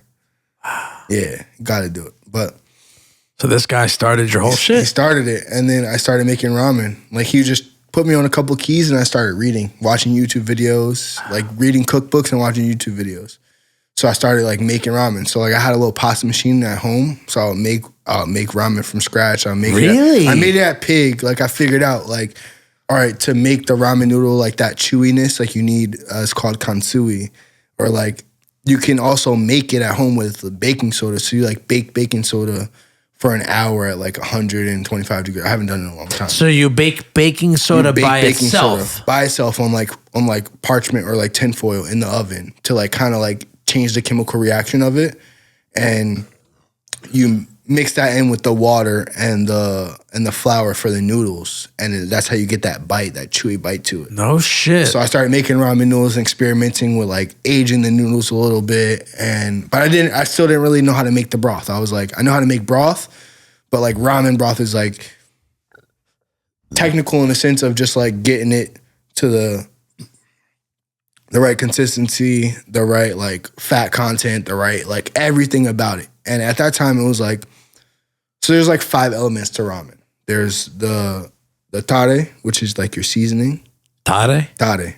Tare. You say like tare. And then there's your broth, there's your aromatic oils, your toppings, and your noodles. That's in no order. But like those are your 5 things to ramen. And like your broth and your tare and your noodles are like the main 3. Like those are your components of your ramen. Okay. Then like I would say the aromatic oils are the most important. Like after that, because that's like your layer of like extra flavor. That's what you're breathing in while you have this just amount like, of noodles in your mouth. That's your black garlic oil, chili oil. Like I love using a ginger oil and like a lighter ramen because it's just like that's gonna hit your nose first. Wow. So like that's like your basis. But at that time I didn't really know how to make broth. I was like into making the noodles, and then I was just experimenting. And the whole time from that first point until 7 Doors, I was making ramen at home all the time. Wow. I would just make ramen at home. I was going out to eat ramen all the time, like everywhere. Any ramen spot, I'm going to eat ramen. I'm eating a bowl of ramen. And I'm just experimenting. I'm writing down how it tastes, like everything. I'm just like obsessed with it. Watching YouTube videos, reading cookbooks. So I left Shake Shack and I did barbecue for a year. Funny enough, like I went and did barbecue. I worked at this barbecue spot for a year and learned how to do that, like smoking meats. What spot? Don't tell me it was Ruthie's. Nah. It was in I love Ruthie's. It was up north. It was in Hillsdale. The guy actually started his business out of his garage, and he had a spot in Bergenfield, and that closed down. And he opened up in Hillsdale. Really? It was called Riley's Ribcage. It's closed down now. My boy's like that name. My boy's retired. It's called Riley's Ribcage because he was like famous for his ribs. He went down to Fox Brothers in Georgia and learned how to learn barbecue from them. Facts. And then he came back and he started out his garage. So I went there for a little bit after my whole like Shake Shack stint. I had a little time off and I went and did barbecue. And I just like, he wasn't really a chef. Like, you know how to cook. Like my man's could cook, but he wasn't really a chef. He wasn't really organized like that. He had recipes, but like, the sides weren't like his thing, and he needed to like structure a little bit. So I went in there and helped him do that. So like I helped structure kind of like what we were doing, and I started doing specials, and like that's where I kind of got creative. So like barbecue is boring, bro. Like you're smoking brisket and pulled pork overnight. You come in the morning, you take that out, you put ribs, and you put in chicken and wings. And then 2.5 hours, that's done. And you're kind of like hot holding and like managing your timing.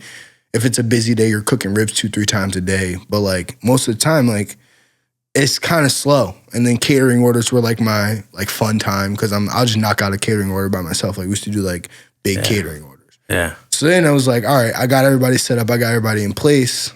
Let me start doing some fun stuff. So I started like doing like short order stuff out of the back. I set up like an ice bath on the hotel pan and started doing like short order stuff out of the back kitchen. While I had the kids in front, like cutting the orders, because we would cut like the brisket to order, cut the ribs to order, like keep everything wrapped and cut everything to order. It's kind of set up like Chipotle. So you come in, you go to the window, and you order, and you go down the line and order what you want. They had like a steam table, order all your stuff, and you pay at the register. And did like cornbread, and we did all this cool shit. But I was like, let me do some shorter stuff out the back. Started doing like, we did birria tacos. We did like, I love those. We did like pulled pork birria tacos. Then we started doing like beef ones. I did jerk chicken, cilantro lime rice. Like I would smoke the jerk chicken. Like, cilantro lime rice is crack. Wild. I was just doing crazy stuff. And we would just do like whatever we wanted out of the back. Like we did like jalapeno poppers there. We did cornbread. You're making me hungry. This man is crazy. He used to get Carolina Reapers. He got the mash, like straight pepper mash from that shit's Pucker hot, Butt from bro. Pucker Butt. So Ed Pucker, or I don't know, maybe it's Ed Pucker Butt, but Pucker Butt peppers in like South Carolina or whatever. the Carolina Reaper, the guy who created the Carolina Reaper. The guy with the glasses, that's my guy, bro. He got pepper mash, Carolina Reaper pepper mash straight from there. So we would make a barbecue sauce, pineapple barbecue sauce. And then we made a spicy one with the Reaper mash. So like day one, this man used to prank everybody with the Reaper mash. Like you dip, like say you got a fucking Stanley cup. He'll dip the bottom of your Stanley straw in the Reaper mash and then put it back in your cup. So you go to take a sip of your drink and he's just like hitting you with spice off the rip. Like we just pranks all day. And that was like, I did that for a year. And then I was like, oh, I miss like the kitchen. I went to eat at Blue Steel. And I ended up. Where's that at? Bloomfield. Blue Steel Pizza Company. It's in Bloomfield. I don't remember that. Chef Lawrence's house. It's where like Senoritas used to be there. And then like the wooden spoon was there. Wow. So I went there and I was like, yo, this is the vibe. It gave me the vibe of like Pig. There was like a wood fire, it wasn't wood, but it was like a oven in the dining room with like glass around it. Yeah. So it gave me the vibe of Pig and Prince. It gave me that coziness, that comfort. I was like, yo, they're doing wild shit here. So I was like, so then I ended up talking to the chef. Shout out to LT. Lawrence Tallis. I ended up talking to him and he came to the table and this man talked to me for like 45 minutes, bro. And he's like, yo, I'm opening up a ramen spot down the street. We're going to call it like whatever. We're going to call it whatever. He's like, I don't really know much about ramen. I was like, bro, are you serious? And I was like, he's like, yeah. I was like, I've been making ramen at home for like the past like couple years. Like, I'm in. He's like, oh, you're like, you cook for real though? Like, what's up? So I kind of told him what I was doing. He was like, all right. He's like, well, come in for a trail next week. I went in for a trail. I brought my knives. And me bringing my knives, it was enough for him. And then he just gave me like 10 things to do because he was like prepping for like a cocktail club, like a little chef's kind of table thing, like a tasting menu. And this was 7 Doors Down Ramen. Yeah, this was 7 Doors Down Ramen, but it was at Blue Steel Pizza Company. 7 Doors wasn't open yet. Oh, Blue Steel. Blue Steel. Oh, I'm familiar. Yeah. So like 7 Doors didn't exist yet. So he told me about the idea at the table. And he's like, yo, I'm opening a ramen spot. And I was like, I make ramen. Let's do this. So then he's like, all right, come in for a trail, like whatever. I'm looking for a second guy anyway. Went in for a trail. I helped him prep out this chef's table. And he was like, all right, I'll talk to you. And we didn't talk for like a month. And he was just like, called me one day like, yo, I need you. Wow. What can I do to get you here? And I was like, all right. Well, so we talked a little bit. And then he was like, all right, bet. Like, I need help. And these are your stipulations when you come here. Because I had told him, like, when we sat down and talked, like, bro, I've worked front of house. I've worked back of house. I've managed. He's like, all right, when you come work here, you're going to work 50 hours a week. No front of house shit. 50? 50. It's kitchen life, bro. Okay. That's what it is. Yeah, of course. Yeah, so he's like, you're going to work 50 hours a week. You're not going to complain. He's like, no front of house. You're never going to work front of house ever again. Like, don't try to be a manager or nothing. Like, stay in the back. Like, and we're going to do brunch. Because I slipped up and told him, like, oh, I don't mind doing brunch. Every chef hates brunch for the most part. If you talk to a chef, ask him about brunch. Why? Oh, it's Sunday morning or Saturday morning. You just were out the night before drinking, getting fucked up. You got to be here at fucking 8 a.m. and cooking for people or making eggs. Yeah. Like, eggs are so temperamental. Okay, like, it makes sense. It's a bunch of bullshit. And then people are coming in here being particular. They want, like... Eggs are temperamental. They are. It's just like... And then you're hungover. You're drunk. You don't want to fucking cook for people at 9 a.m. You're like, why the fuck are you here at 10 a.m.? Like, go home. Cook pancakes at home. Why do you want me to cook for you? Yeah. It's like most chefs hate brunch. And I slipped up and I was like, I don't mind brunch. So he's like, we're doing brunch. You got to help me create a brunch menu. So I was like, all right. So I joined. And we had some time before 7 Doors was going to be ready, like with the equipment and like building out the space. So like I was part of all that. I was like kind of like the first restaurant opening that I was a part of. Like I helped Mike like kind of paint the walls and like, but he already been doing stuff. I was just helping him on my days off during Shake Shack or after work at Shake Shack. I'll call him like, yo, what are you doing? Like, yo, I'm painting, come by, let's chill, whatever. Yeah, you were hustling. Yeah, I was just all over the place. I was chilling. Yeah. So that was it. And I worked at Blue Steel for like 5-6 months. And we opened 7 Doors. And which is right next door, right? yeah, it's literally 7 doors down. I think if you speak technically in like the building and lot size, it's 4, but 4 is like bad luck in Asian culture. So we named it 7 Doors Down. That's why you really? 4 is bad luck? Yeah, it's like bad luck in Asian culture. Like 13 is like 4 is bad luck. So it's I never knew that. So seven sounded good, looked good. Wow.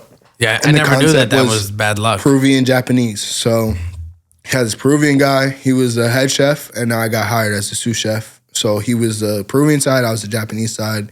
Then I did the ramen, he did the ceviches, and then kind of like melded in the middle of some stuff. Wow. But so Lawrence had this idea of like all the ramen that he wanted to do. Like he had like 5 staples or something like that. But he was only doing like one ramen at Blue Steel at the time. So that was one of them that were gonna come over, and he had like a couple new ones.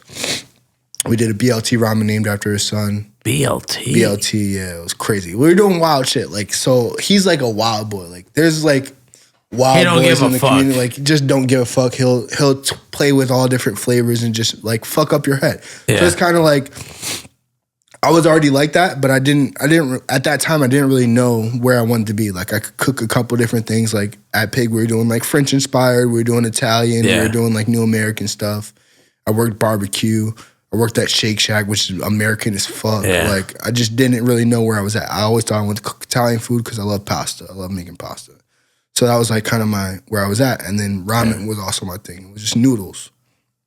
So then he had a basis, and I just created all the recipes for that. And it was trial and error. Like, trial and error for real. Like, he had a basis.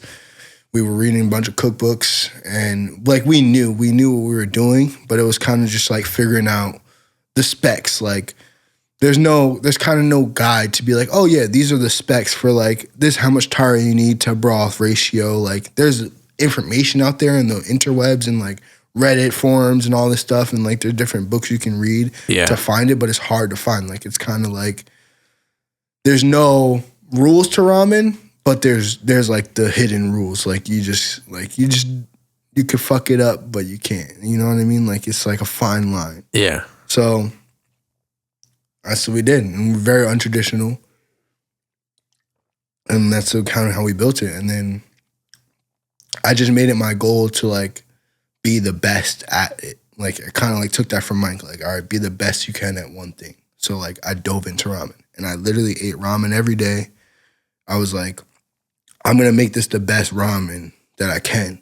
So like, I made it my goal to like every day work on the broth, taste the broth, make sure it's like perfect, and like try to get it there, and like just keep going, keep challenging myself. So you were at home practicing all the time? At home practicing. I was at the restaurant all the time because in between Seven Doors and Blue Steel opening, like I was working at Blue Steel. So like there was times during, like before we started doing, we did like 2 pop-ups before Seven Doors opened at Blue Steel. Okay. So like in those times I was just like practicing the broth. And then once Seven Doors opened, I was just like, I'm going to get this to be perfect. Because it wasn't perfect when we opened. It was like crazy different from where my ramen is now. But I was like, yo, I'm going to make this the best. I was like, I have the opportunity, I have the platform. Like, Chef has given me this platform to just like let me take the reins and cook and make my own recipe. Like, I'm going to create make it the best. And, blossom.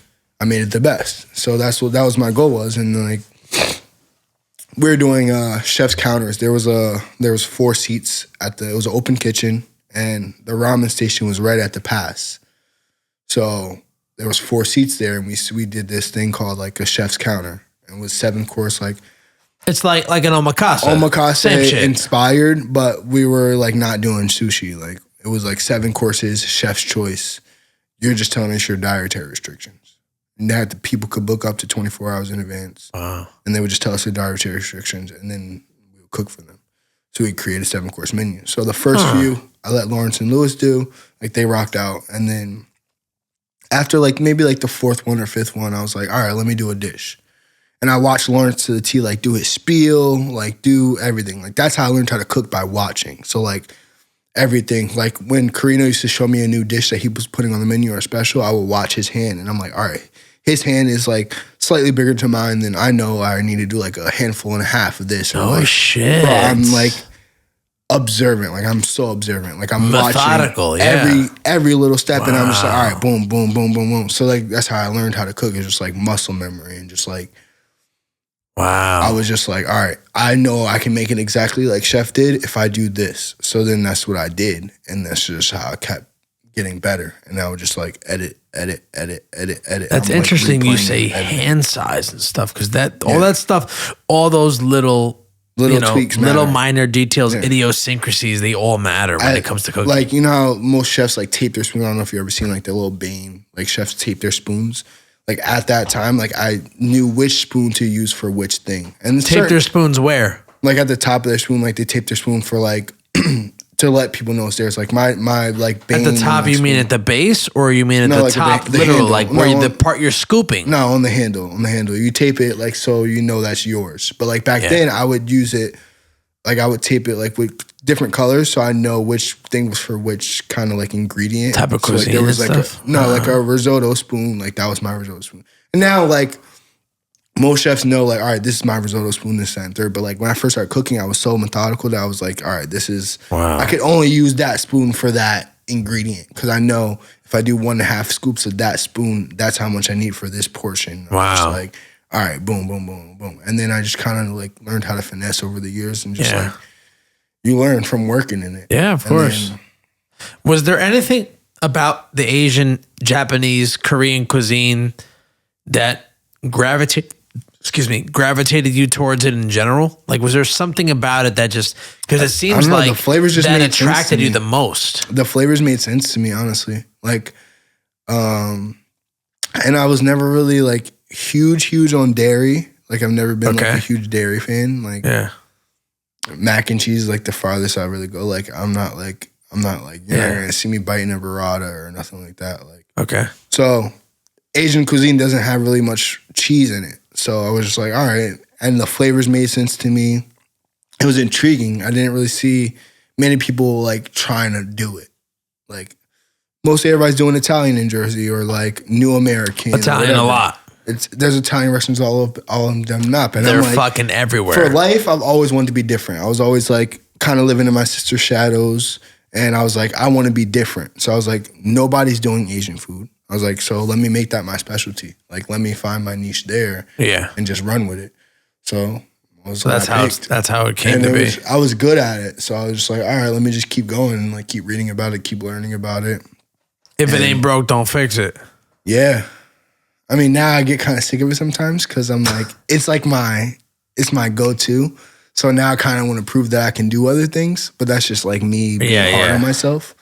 But like, yeah, it's my thing. It's my shit. I kind of call it like neo-Japanese Korean, like gritty as fuck. Like, yeah, I'm untraditional. Like I'll take a traditional dish and just like flip it on its head. Yeah, because that's why I say inspired. Because I don't never want to offend anybody. I got the AAPI stamp though. We did an event for AAPI. At 7 Doors one day, and they stamped me like they gave me the stamp of approval. They gave me a sticker that said "Very Asian." I had it on my water bottle. Really? Yeah, they stamped me. So congrats. I try to say like whenever people ask me, they're always like, "But are you Japanese or have you been to Japan?" And I'm like, "Nah." I'm Japanese in the soul. It's like that's what I say: food from the soul for the soul. Yeah. Kind of like Chicken Soup, that old book that everybody used to have. Like Chicken Soup for the teenage soul. Yeah, like my mom's had all the different ones. So like, I like took that, and then me and my boys one time we were working at Pig, we came up with this thing called Alma. So that's like inspired to what I do now. It's all tied together. I'm very like intentional and methodical. But so you weren't at this place, 7 Doors Ramen, for a while, right? You were there for, let's say, a year max. I was there for a month under a year. Right? Yeah. Within this time, not only did you learn a lot, you gained a lot of experience, you gained the knowledge, and then you got presented with an opportunity that would ultimately change your life via the infamous Jamie Knott. Yeah. Life at this point was moving very fast for you in more ways than one. Life is crazy. There's many layers, at least to my observation. There's many layers to your story. Yeah. There's many layers to your journey. And not only did you get handed basically your own restaurant, but you also, I believe, quit alcohol at the same time that you got handed this opportunity, or at like least in the before. same. Yeah, like right before. right before. Yeah, so actually, and also in between all that, I had a kid. I had my first kid when I was God bless. 24. So like right when I left Shake Shack and I was going to help Mike with the pasta shop. I left Shake Shack to go work with Mike at the pasta shop and help him make pasta. Wow. And I had just had my son. So in between that, I had a kid and I like grew up a little bit. But I like gained a heavy drinking problem. Just like from life, you know, everybody has their vices. And that became a heavy vice of mine because it was easily accessible.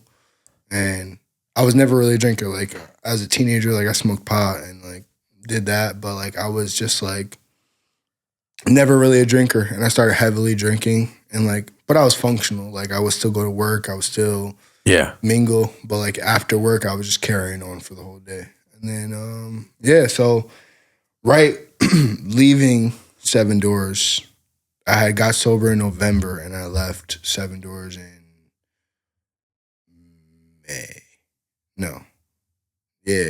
April. May. I left in April. So let me ask you this. When did you realize that your drinking was getting out of hand? Many times. Was it at Pig and Prince or was it after? No, after, way after. Like I would say probably like during the time I was working at Shake Shack, like I started drinking heavier because it was kind of like the culture of like this industry. That's the culture. Like, what was the catalyst for it? Do you think that it was the stress of having such an important position, or do you just think that it helped cope with your situation? It helped cope with everything. Like I've been through a lot of stuff in my life, you know. So like I had my grandmother passed, my godfather passed, like 2 months within each other, and like it was just like more things, and I started like drinking after work as like a pastime with coworkers. So it just became like a thing, and we would start like I would just like start drinking, and then it was just like, all right, this is comfortable. I never really was a drinker, so then it was like, all right, now I kind of like drinking. Like it's cool. I don't smell. Like, I mean, once you get to a certain point, obviously you smell, but like pot smells. And I was like a pothead. So it was like, It doesn't smell as much and I can be out and about and it was cool. And then also like, I'm not really thinking about all my problems. I was running away from all my problems and like things that I didn't want to think about. And I dove heavier into it. And then, you know, just got carried on. I woke up in the hospital a few times. Like, really? I would just... Yeah, alcohol poisoning. I would say maybe. Oh, so you were wilding out. Yeah, I was, and then it got to the point like once when I was at Seven Doors, like I was drinking to black out like almost every night. Like I would go out. We started drinking at work sometimes, just like the culture of it. Like we had people sitting at the counter, so we'd do like shot o'clock. Yeah. So like start drinking a little bit, and then after work, I'm going out to Jersey City or going out to the city, going out to bars and just bar hopping and just drinking all night. And then I would just like never stop. Like just didn't know when to stop until I passed out. You got caught in a lifestyle. Yeah. I just go until I passed out. Like literally fall asleep. Like not Damn. like I was blacked For out, real? but I would just go until I fell asleep. And I was like, there was times where I woke up in a random bench in Jersey City and it was like I still got my cash in my pocket, still had my life. So little by little I started to notice it. And then I got to the point one day where I was like, when's the last time I didn't drink? And I was like starting to notice it. And there was like, obviously when I woke up in the hospital, like I couldn't remember what happened for like 4 days. Like, just yeah, but remember. my G, to get drunk to that point, right? Yeah, crazy. That's some serious shit. Yeah. Because like me personally, I drink. Yeah. But I don't get blackout drunk. Yeah. To do that every time. Mm-hmm. What was going on internally that made you want to reach that level? I was trying to escape everything that I had going on inside of me. Like what? What were you trying to escape? I mean, you don't have to, this is a public thing, so you don't have to technically say everything if you don't feel comfortable. Yeah. But if you do feel comfortable, that's some serious level, because it's not just getting drunk every night. Yeah. You're getting obliterated. Yeah, that's a different level. I was going going to whatever. Why did you want to reach that extreme? I don't know. I guess I was sad. I missed my dad. Like, I mean, that's been like a catalyst for a lot of things. Like, yeah, I missed him. Like, it's hard to go through your teenage years without like a dad. As a young man, like, it's hard to like sit there and want to have like questions about like adulthood and like what you're trying to get to, and like you don't know. So I used to go to the cemetery and just sit there and like just talk and like let it out. And it was like, all right, like, I don't know. So I was like running to an extent. Like my mom was going through stuff. She had, like my stepdad had came home from jail and like he was not the best person. And it was like, went through different stuff at home, and like I hated him and I've forgiven him now. But at the time I was like, bro, I hate this. Like, and I just started like, that's when I started to rebel a little bit. And I was just like, that's when I started to like go through my own thing. Cause like, he was putting my mom through certain things, and I was like getting the bug end of it. I was the only one home. Like my sister was away at college. It's just me. So I'm dealing with that. And now I'm like, all right, where do I go? What do I do? So then I started just like being on my own. And I was like helping my mom with bills and shit. And it was like, all right. And then they split up. Now it's just me and my mom. So now I got to take care of her. So now it's like, I'm kind of raising myself at this point. And now I'm trying to like, just like figure out the world by myself. So it was just like, I felt this like heavy weight. So I was just like, yo, like, so it got to a point where I was like trying to just like run from everything. I just like needed that as an escape. Like I was just always stressed out, always had this weight on me. And then like, I think it deepened. I went through a bad breakup. I deepened, like shit happened. It's hard, bro. Life is hard, man.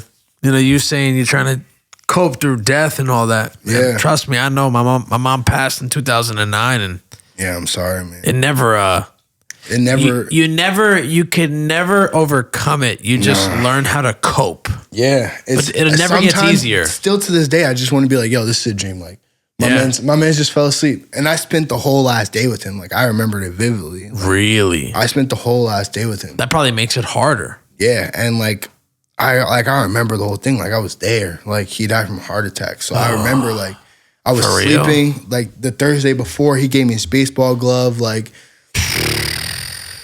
damn, G. I was there. I remember like my mom waking me up, and I'm like, yo, I'm standing over him. Like, yo, you can't leave me. Like I've seen that. So like it's hard to like process that still. Like I was 10 years old.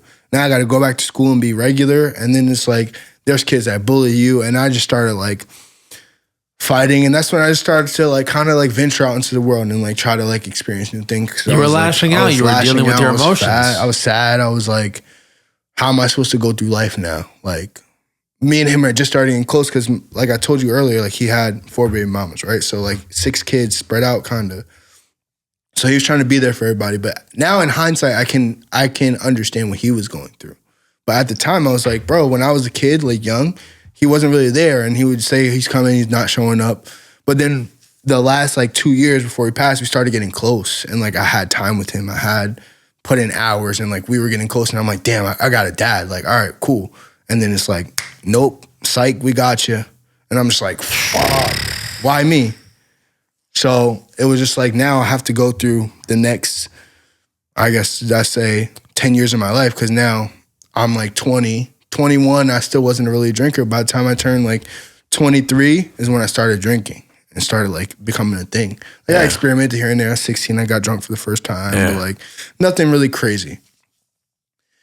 And then it was just like, all right, this is a new vice. And it became a vice. And I just used it to escape from reality because I didn't want to face anything. I didn't want to deal with the problems I was dealing with. I didn't want to deal with like the mental health issues that I had. Like I smoked cigarettes, I drank, I did a bunch of different drugs in between. Like I experimented with everything. And I was just like, let me just see what works for me. What helps me deal with this pain. Like I got poems from like fucking senior year of high school, like dark. And I'm like, why was I so sad? Like I figured some of it out in therapy, but like, that's just the long and short of it. I was sad. I was upset. I was like, why me? Like, why can't I experience different things? Like I had friends who had both parents. Like it's hard to like process. And then like dealing with different death in your life or different like people getting cut out, and it's just like, yo, like trying to process it is hard at that age, especially like when you don't really have anybody to talk to. Like I got my mom, but then I'm trying not to put stress on her. And then at one point, like she became disabled. Like she fell on her job, so she got, it's not like disabled where she can't walk, but like she like slipped like 2 discs and her sciatic nerve is fucked up. So like now she's home, she's on disability and like trying to like navigate that. And it's like, all right, like I gotta help. Like you feel this weight of responsibility. There's all this weight. And then it got to the point where I was like 18, 19, and it's like, all right, well now your income is gonna have to go on her Social Security. So like now her rent is gonna be more because she couldn't afford it, because like you don't get that much money from when you're disabled. Like you don't get that much money. So it's like, all right, now I gotta move out. I gotta figure out life for myself, because I can't stay here and be kind of like a burden to her in a sense, and I don't really want to pay rent. Like I'm trying to be on my own because I'm adult.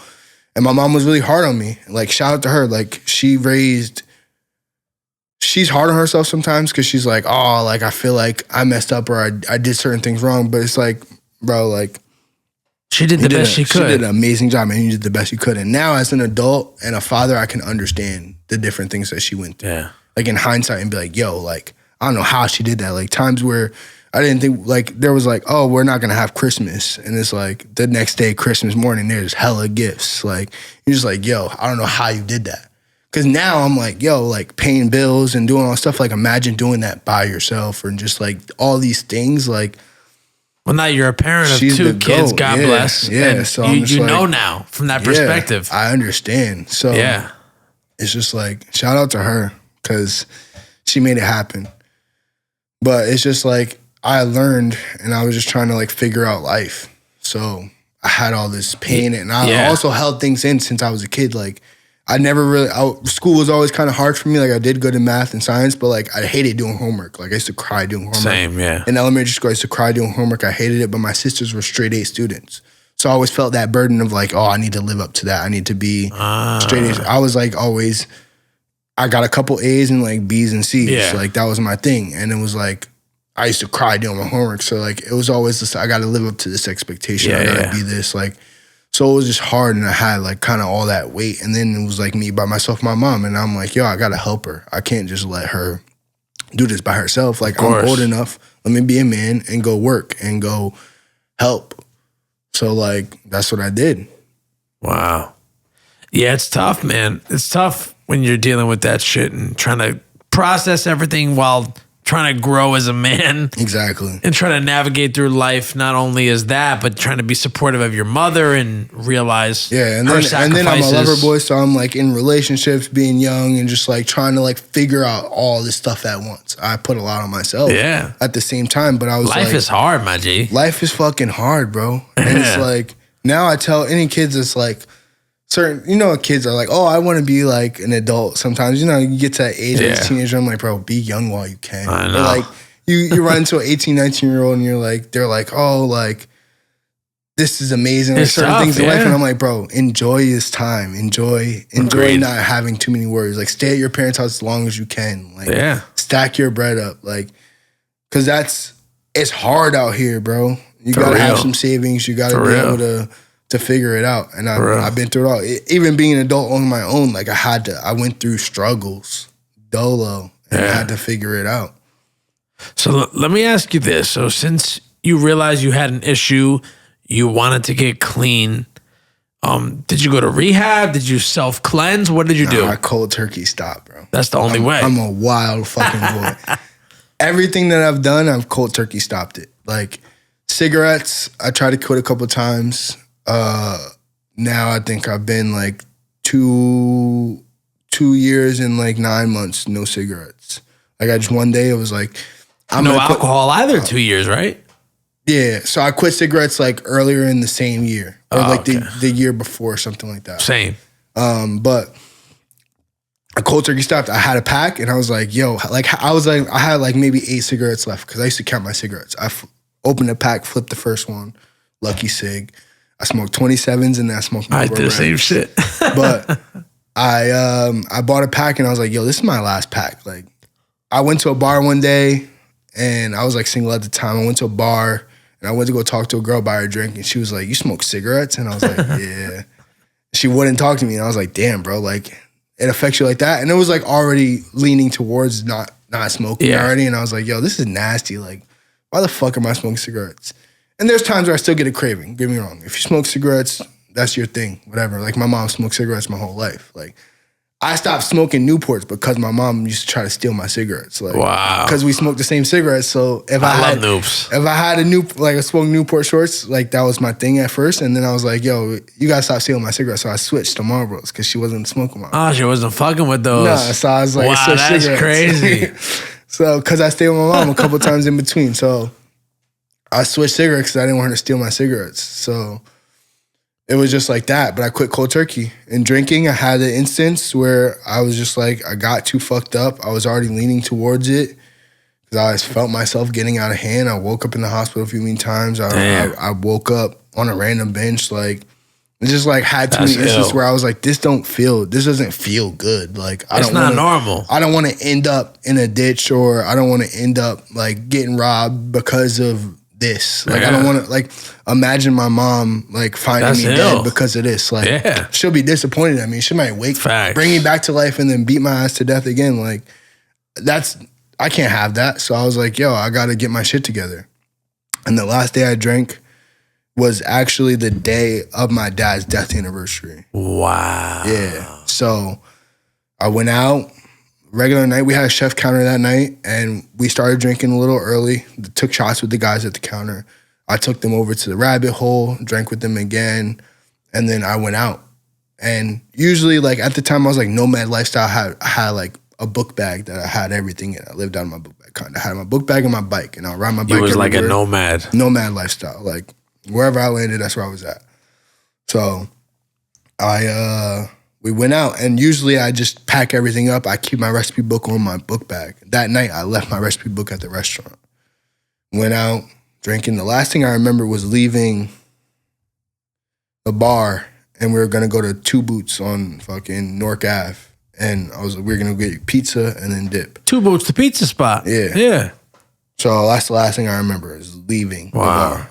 I don't remember being at Two Boots. Next thing I remember was 7:30 in the morning. I'm at the restaurant. I'm at 7 doors down. Wow. Standing in the kitchen. That's crazy. Standing in the kitchen, I'm like, what the fuck? I look at my watch. My phone's not with me. No book bag, no keys. So I go to the iPad in front. I'm like, yo. I start calling everybody I was with. They're not answering because it's 7:30 in the morning. Yeah. So I'm like, all right, what the fuck? I went back to sleep. I slept on the banquette. Woke up at like 9:30. I'm like, all right, let me go figure out what happened. So I go, I check in the back. I got in the restaurant, so I have my keys somewhere. I had my keys. I didn't lose them earlier in the night. I got back in the restaurant. So I go to the back of the door, I'm looking everywhere for my book bag, my keys, can't find it. I start walking down the street. I just trace my steps, kind of what I remember. Can't find anything. So then finally somebody calls me back, and my boy was like, yo, I dropped you off at the bus stop down the street. I'm like, what? I'm like, did I have my book bag? He's like, yeah. So I go down to the park, go to the bus stop. I'm looking everywhere. And I had like a fucking blue cookies book bag, like, and it was like big, kind of like knapsacking. It was big. I had a bunch of stuff in it. Yeah.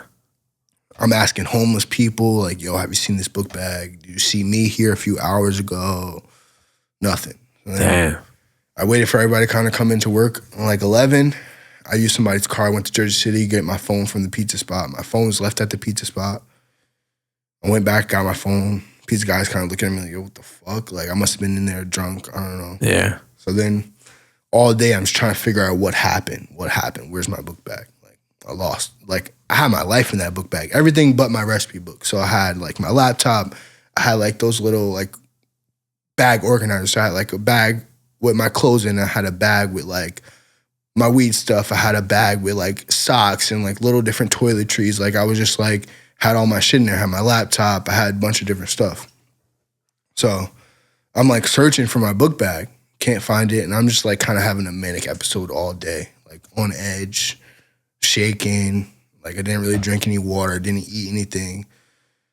And like midday comes around and I kind of like stumbled. I was like ready to pass out, but I didn't. I was just like going through it. I was stressed. I couldn't figure out what happened. So finally I called the owner of the restaurant. I was like, yo, can you check the cameras and see like if I was like came here with a book bag? He's like, nah, you didn't. You just like came in and you're just standing there like drunk and whatever.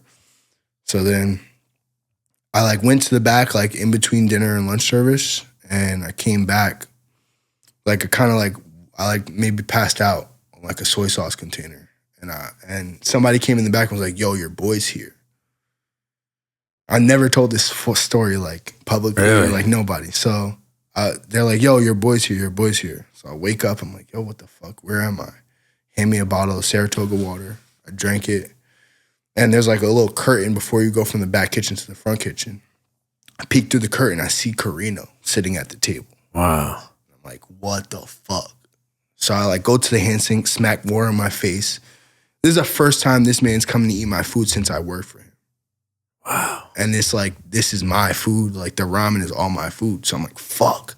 He's there with his mom and his 2 kids. I'm like, fuck, bro. Like, this is crazy. So I slapped some water in my face. I came out, I went to the table, I said hello. I was scared shitless. I'm like, bro, he knows. He's like looking at me like, are you all right? I'm like, yeah. I go back. And I made him this dish I've been working on. It was like called the autumn mazman. And it was like, I took like butternut squash and like juiced it and like mixed it with miso. Wow. And like made kind of like a sauce out of it. It was a mazman.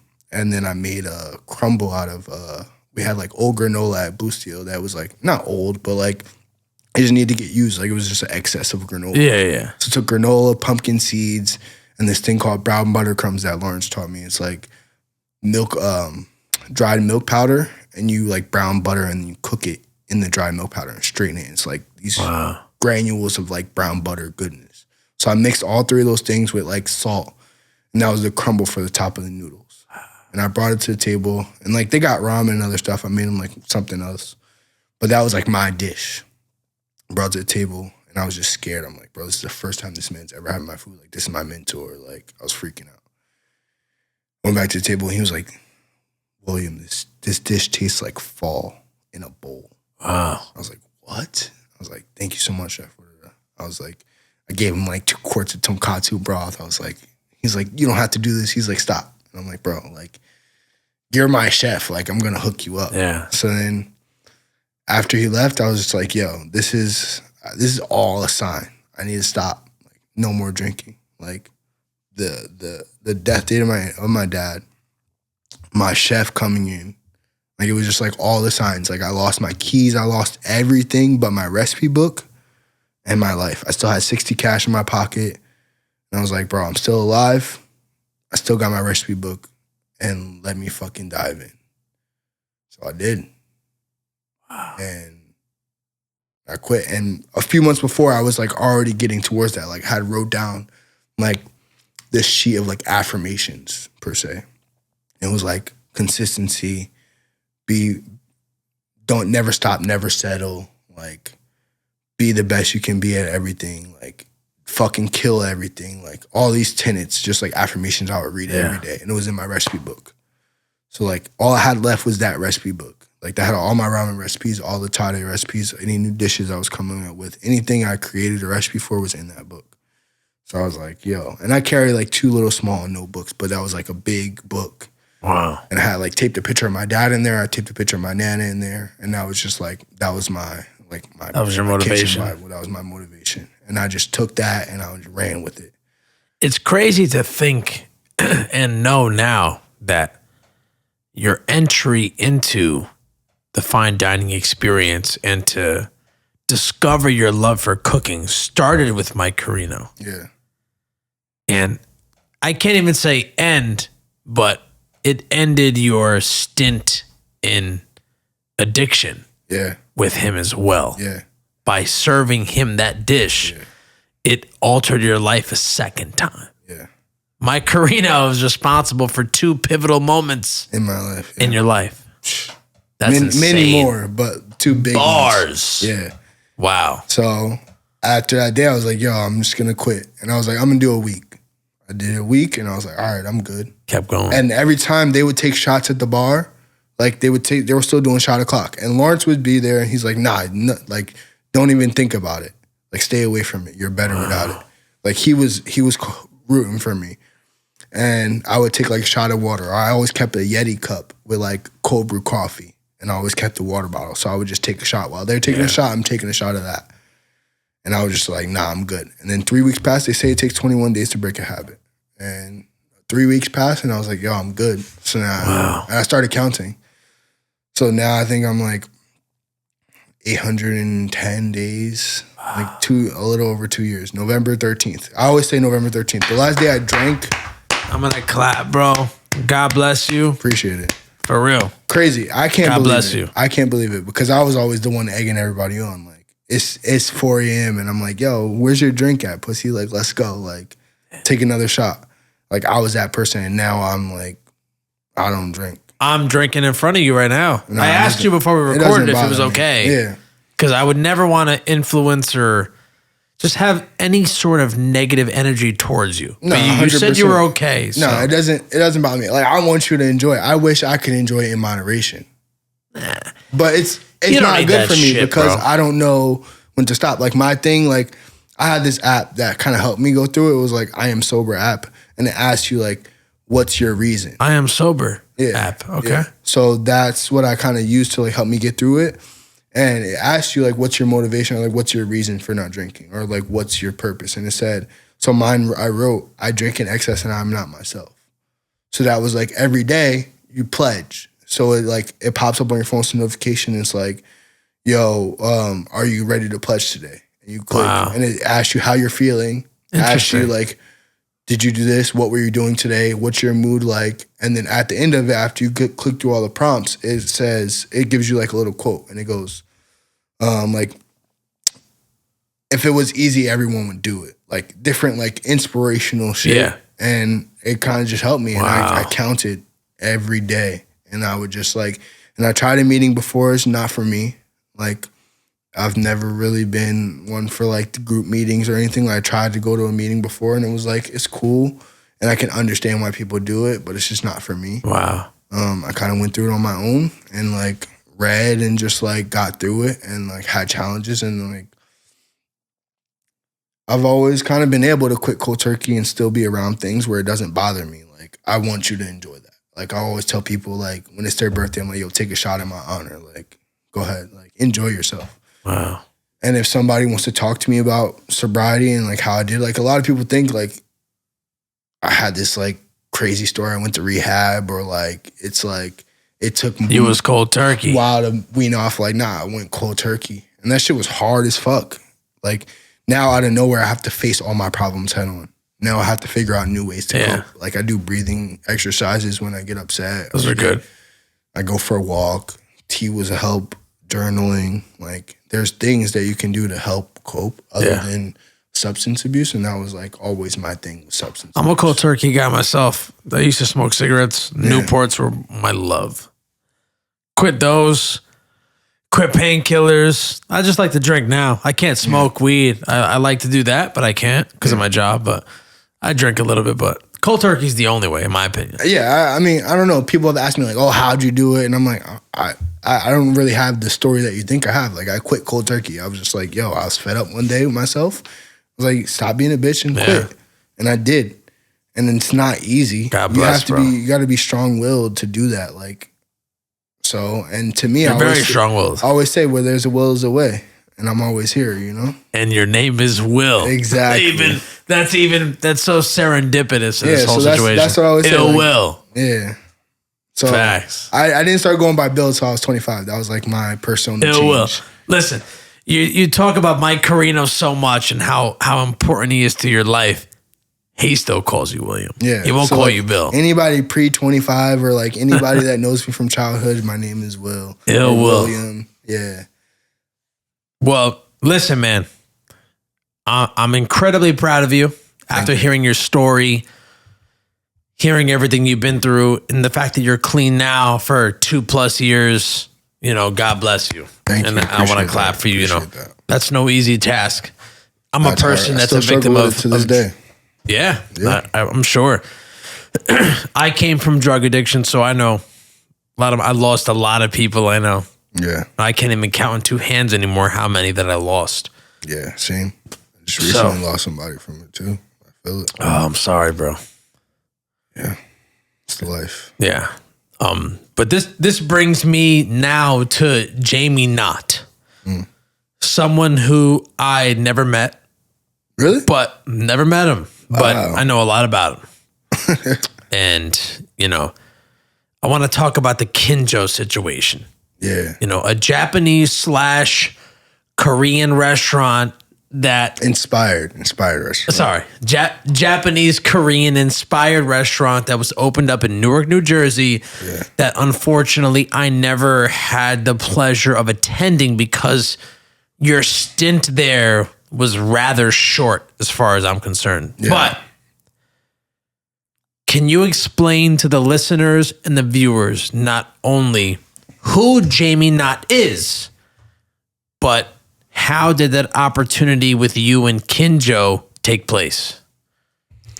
It's crazy. So I was working at Seven Doors, and there was a day where I found out that Mikey Mortadella, Little Mike. Some people call him Little Mike, but he's big to me. Big dog. Pause. Him, Tina Marcelli, and Carrino and Jamie were all supposed to be coming to Seven Doors to eat together. And I was like, fuck. I was like, all the big homies are coming to eat. Like, I got to be here. They were going to come on my day off. So I was like, I'm going to work on my day off so I can cook for them. Like, they can't come to my restaurant and not have me cook for them. Yeah. So Carino ended up canceling. It was just Mike, Jamie, and Tina. And I had been working on a couple dishes for like tasting menus. Just like I was always like R&D and stuff, just like experimenting with different flavors and trying new dishes, like just fucking around. And so when they came in on my day off, I went in like 4 o'clock. Like they were coming in like 6:30 or something. I went in at 4 o'clock. I wasn't even working, so somebody was working my station. And I cooked like 3 dishes for him. I made like a scallion pancake I was making like a bok choy kimchi with like ahi panka, which is like a Peruvian pepper paste. Like I was just doing wild shit. I made like a yuzu hollandaise. It was like weird. And then I made like this yuzu hollandaise. Wow. Yeah, I made this this ramen. It was like it was like pork ramen, and I shaved like this like funky cheese from Marcelli Formaggi on there. Shout out Lil Cheesy.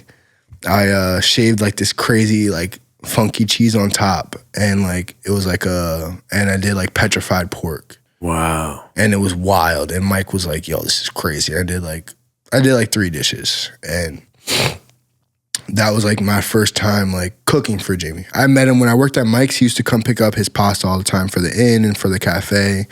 And when he would come pick up his pasta, every day he's pulling up. He has different sneakers on.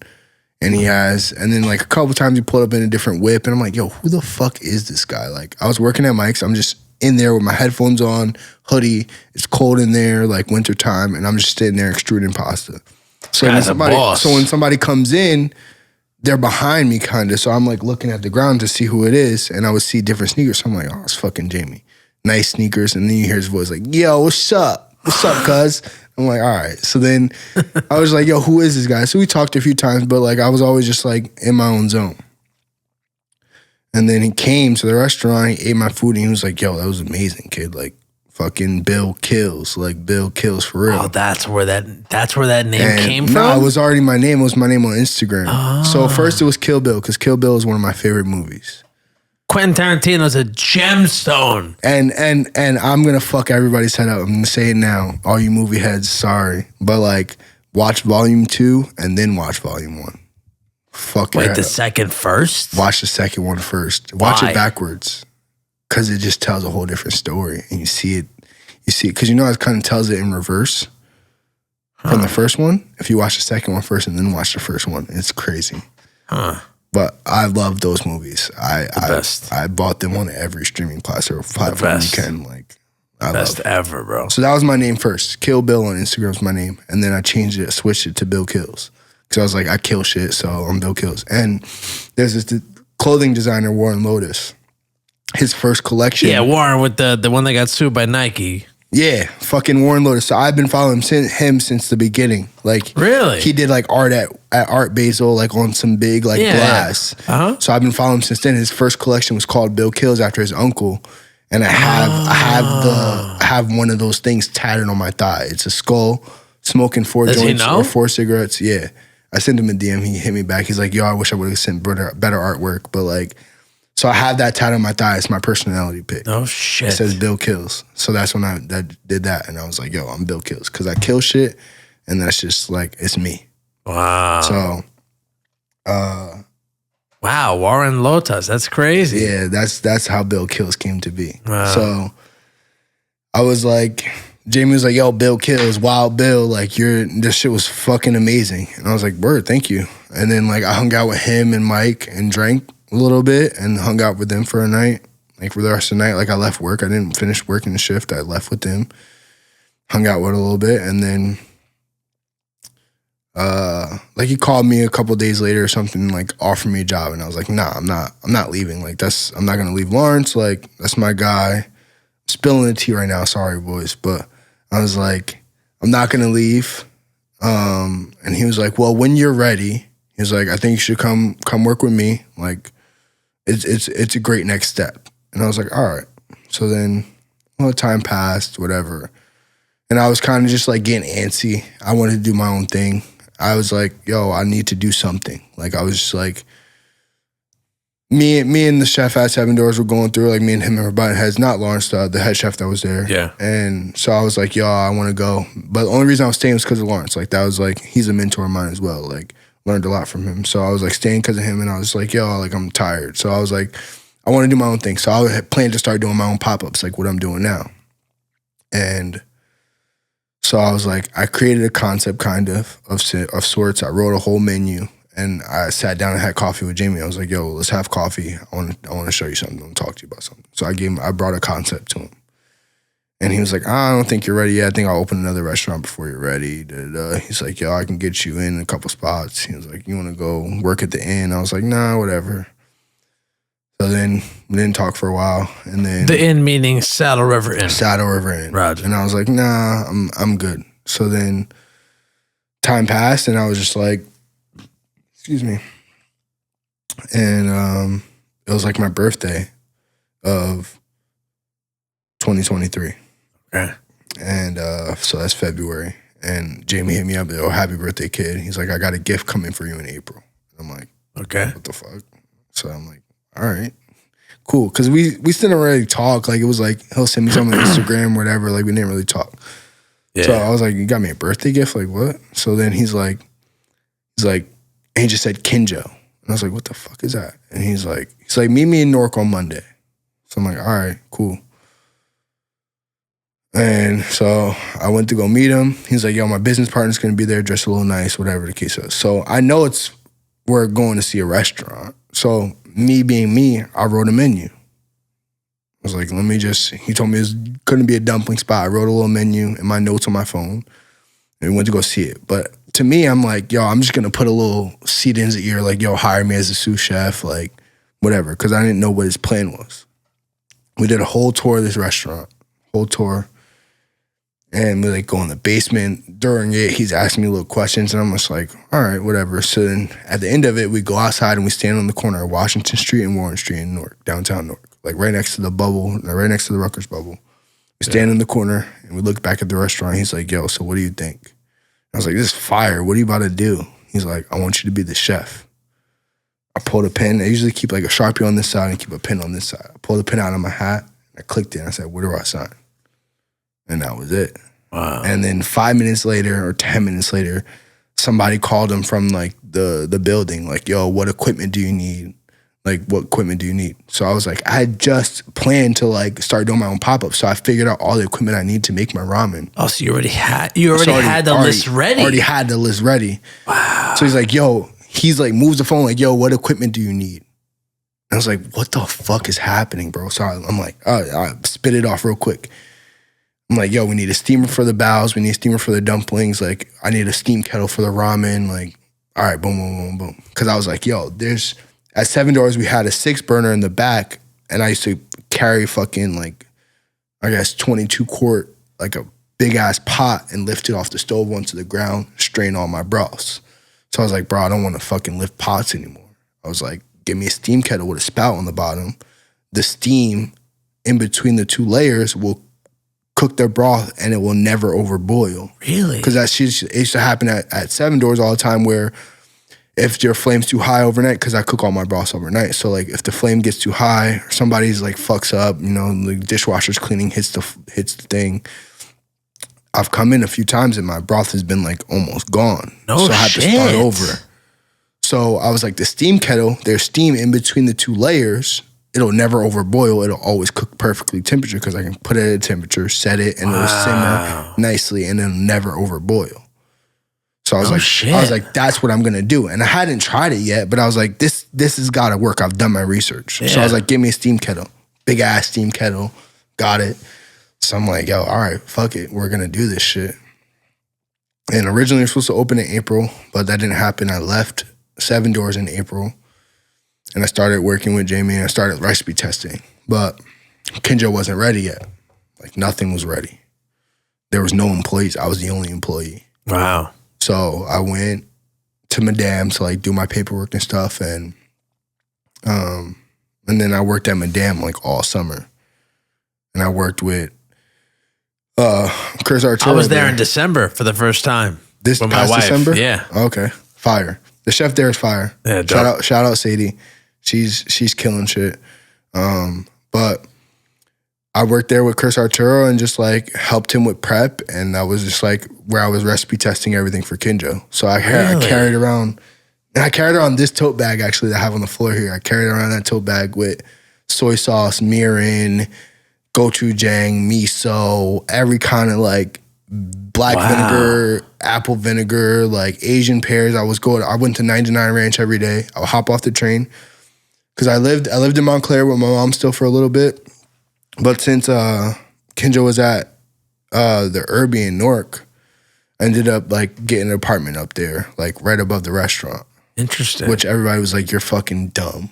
And I was like, I don't care. Like, this is the life I chose. I'm going to do it. And yeah. I was like, I'd rather be close to work than have to commute. Like, they're like, yeah, but you live upstairs. You're never going to leave the restaurant. I was like, yeah, so what? It is what it is. Like, I'll be fine. It is your life, so. Yeah, I was like, it made sense. So it made sense to me. So I did it regardless of what anybody said.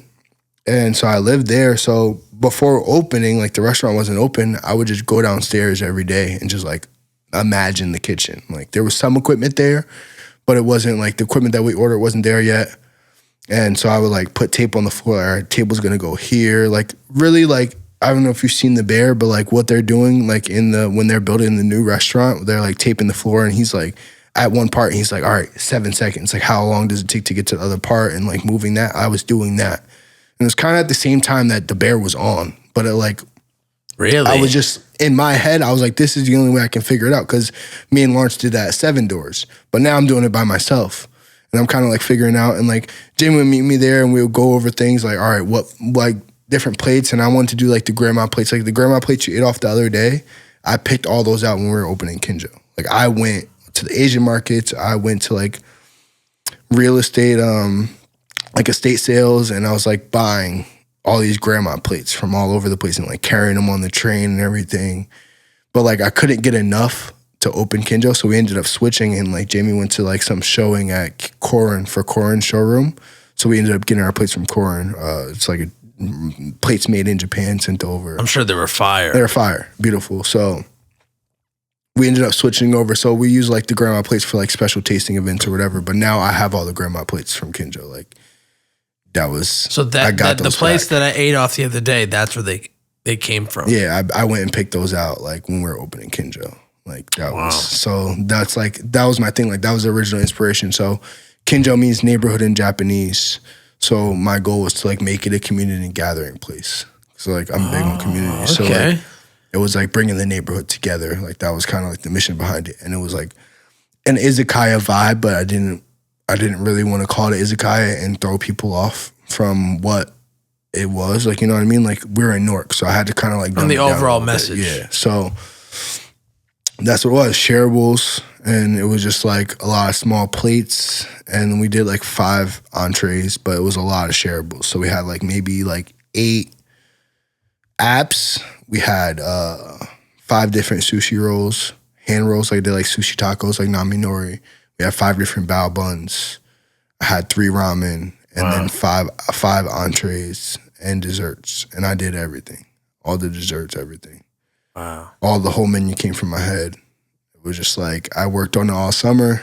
I had just like, all right, tweeted it out. And I was like ramen was my thing before that. The ramen there wasn't like my main focus. Like one of the ramens was like the main, like was fire. I called it the shorty ramen. It was like an 18-hour sous vide short rib, kind of like the one I made the other night. Yeah. But it got served in the ramen. I made a beef broth. Because at Seven Doors, like, we were trying to keep food costs low. So I couldn't splurge on getting beef bones.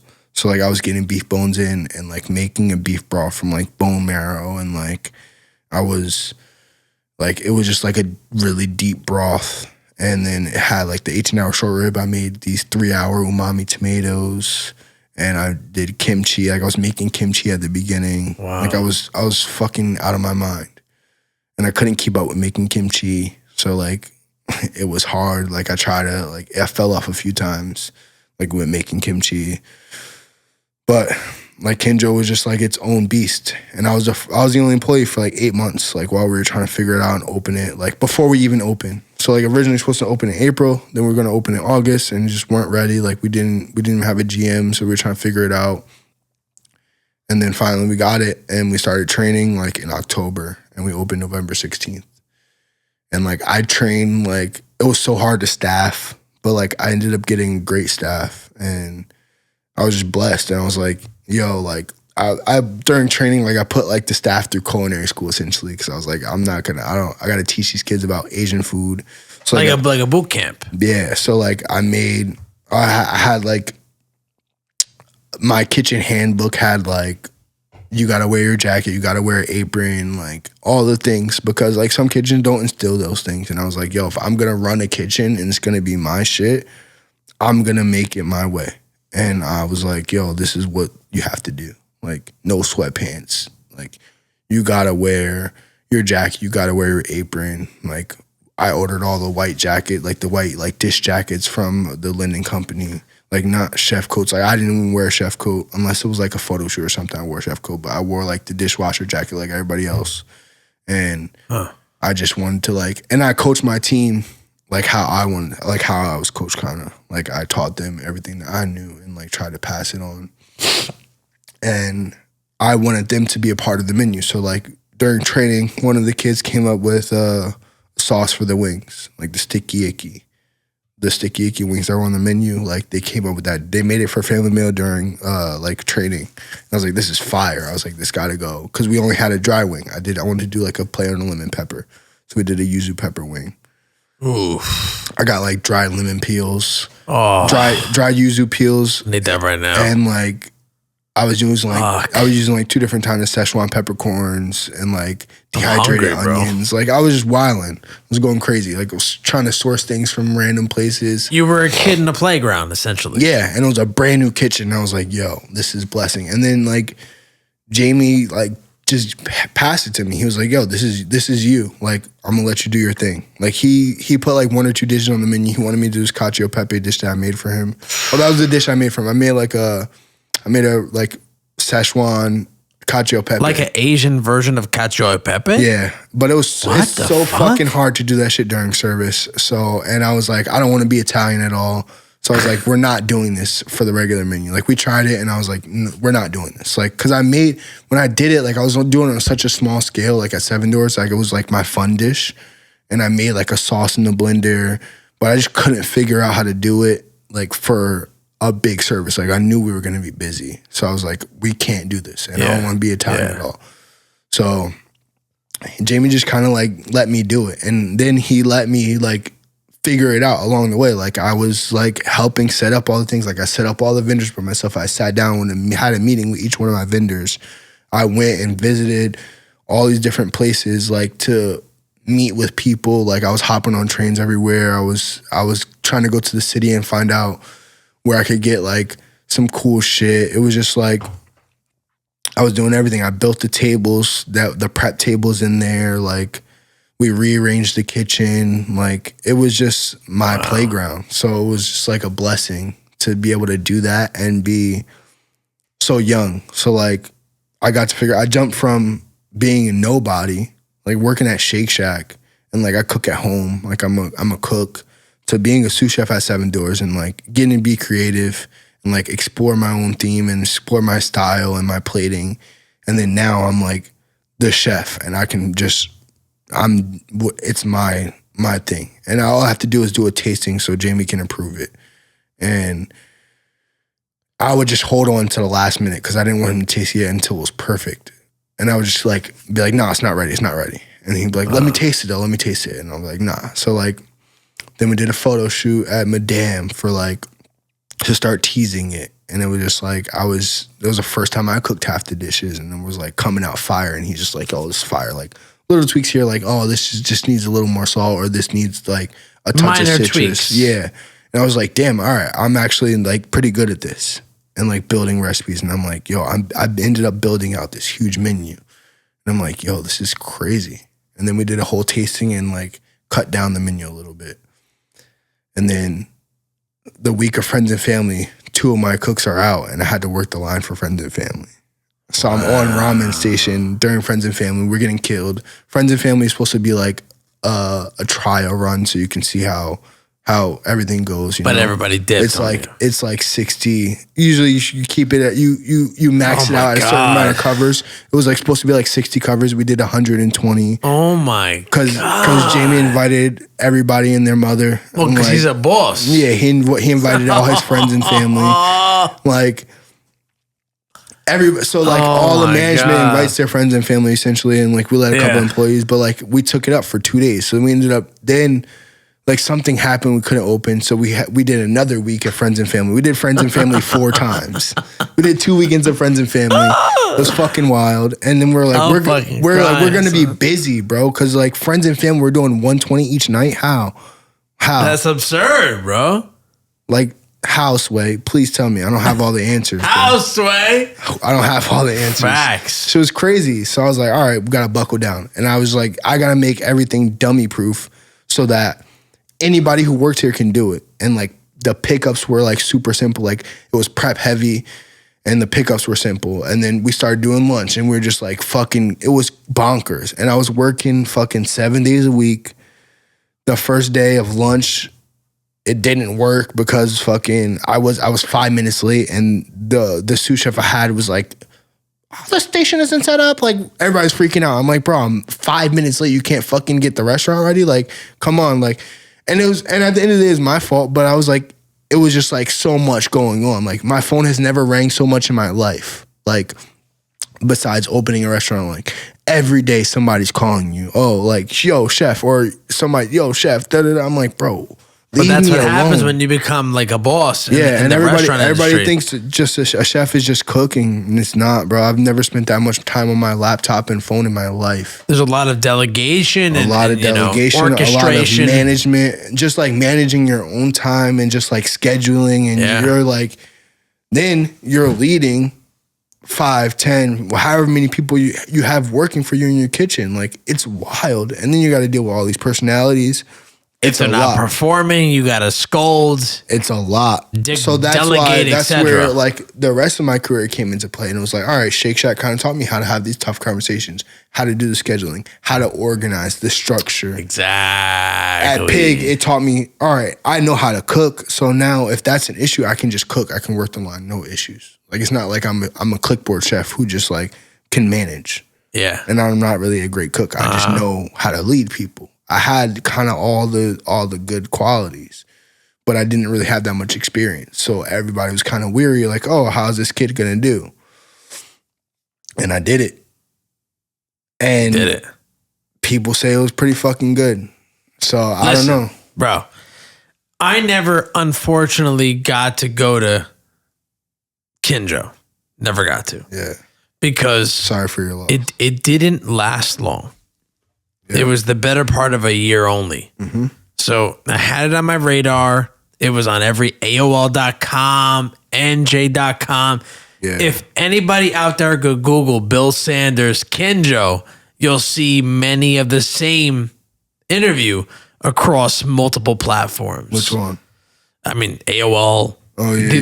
They're all the same fucking interview, but it's all across all platforms. And telling your story, telling the whole thing, and then the most important part is the comments, the testimonials of people that not only have been there, that have experienced the place, but that have insight into what it was like to attend Kinjo. I was in the dining room heavy, bro. Heavy? I was touching tables. Like, I would run food if somebody took 30 seconds too long to come to the kitchen to run food. I was running the food myself. And people, and I didn't realize the gravity of the situation at first. Because, like, at first it was cool, whatever.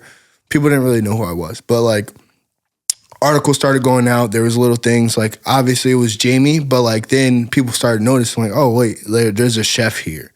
Like, because every restaurant Jamie has, he's like the highlight, right? And it was like, he kind of let me shine. Like, he let me come out of the shadows and be like, yo, this is Bill. Like, I'm putting on for the next. Jamie did the design. Like, man, picked out the wallpapers. He designed the fucking private room, like the side dining room that had a beautiful rug. The decor is like, fantastic at that place. Stylish guy. But I did the background stuff. So, like, when I would run food, sometimes people are like, one time I was running back to the kitchen, someone was like, wait, you're the chef. And I was like, how do you know that? And they're like, I saw you on Instagram. And I was like, oh, shit.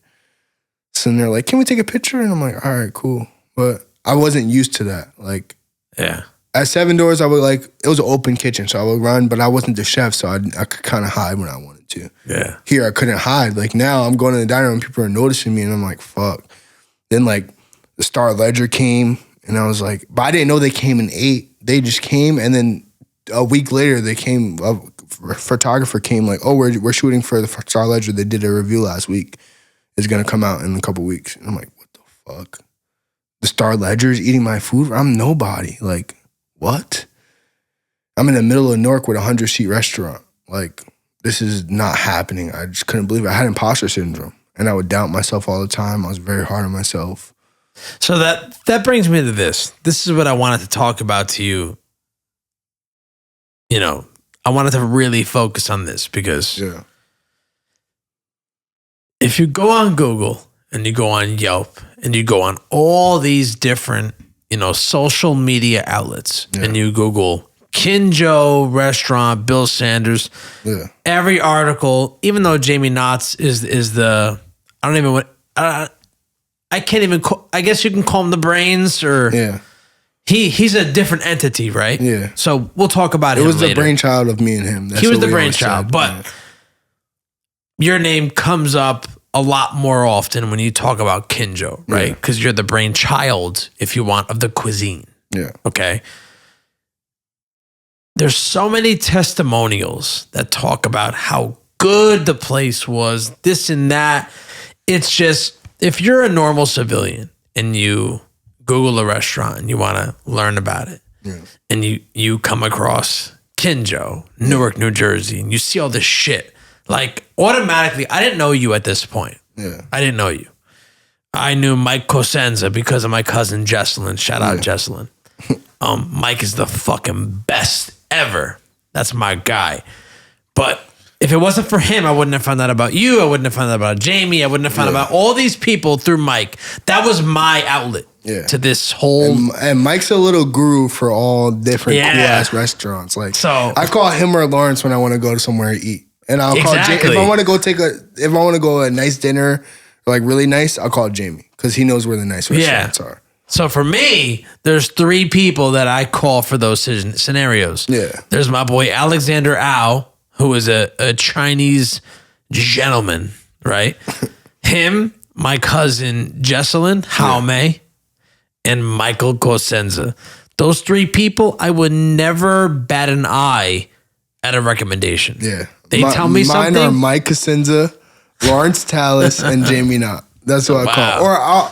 Or if I'm trying to try somewhere like really new, I'll hit up Pete Candia from NJ Digest. Wow. Like I'll just shoot him a text like, yo, what's the best pizza spot I gotta hit? Wow. So those three are the people that I trust the most, right? So when they tell me something, I always follow through. And it's been a couple of times that Jamie's name has popped up, told me to go somewhere. Yeah. You got to go to the Saddle River Inn, which can you believe I haven't been yet? Come on, bro. You want to know what holds me back? To Jamie yet? You want to know what holds me back? What? I'm a cocktail guy. It's a BYOB. Bro. I fucking hate BYOBs. Bring Hibiki in the flask. I'm sorry. I can't ABC. do that. That's disrespectful, in my opinion. Bro, bring a bottle, get a nice bottle of wine, and go have dinner, bro. See, I don't drink wine. That's the problem. My father makes wine. I don't drink it. I don't like it. I'm a cocktail guy. I'm very strange. Get a super dry, nice wine and go on a nice date night, bro. I gotta go. Get some vintage. I gotta go. Go on a date night. That's the reason why I've never been yet. It's a beautiful place. I've been there. I know. And learning about him, learning his connection with you, with Michael Cosenza, with, Carrino, all this stuff, this entire ethos of these beautiful elements. It's like Thanos collecting his stones. Yeah. Like you guys are all important legs to this story. Yeah. Right? That is culinary and arts. It's all like connected in weird ways, like I know. Over the years. And when I found out about Kinjo, that's how I found out about you. But I wouldn't have found out about you if it wasn't for Michael Cosenza, because he always spoke highly of you, highly of the other two counterparts, whatever. And I made it a point. I'm like, I gotta go there. I told my wife, I'm like, we gotta do Kinjo. Yeah. And then something happened, and not even a year later after its opening, gone. You make this grandiose announcement on social media that you're no longer gonna be the lead chef there. Yeah. And not only did it crush the heart of me, but it crushed the heart of so many people across the tri-state area. Which is mind-boggling to me. I can't believe it. But you gotta tell me what happened that caused the departure of you from said place that was essentially your baby. There was a lot that went into it. I was stressed out, bro. Being a chef isn't easy. Mental health is very important. Especially within the restaurant industry. Within the restaurant industry, it's severely important. I think a lot of people don't pay enough attention to it. Like, just check on your people. Like, being a chef is hard. You saw my episode with Mike. I mean, you heard I talked about that a lot. Yeah. It's important to me. It's hard. There's a lot of pressure. You're dealing with a lot of personalities. There's just so much that goes into it. And people think it's just cooking. It's not. It's not at all. And like I said, like at the beginning, I was working 7 days a week. I was like fucking killing myself, and it just takes a toll on you. And the first thing Carrino said when I saw him, like when I was at Kinjo, we like bought a freezer or something for the basement, and he was delivering it, and came outside, and he was like, my phone started ringing. I'm like, who the fuck is calling me now? And he goes, heavy is the head, William. Heavy is the head that wears the crown. I was like, damn, it's a bar. And it sat with me, and I'm like, damn, like heavy is the fucking head. And my head got heavy. So there's got to be a lot. There's a lot going on. We were trying to figure out where we could edit to just like try to like save some money and like get labor down. And like the food cost was pretty good. Like my food cost was like strictly at like 27, 28. Like it wasn't horrible. Could have been better.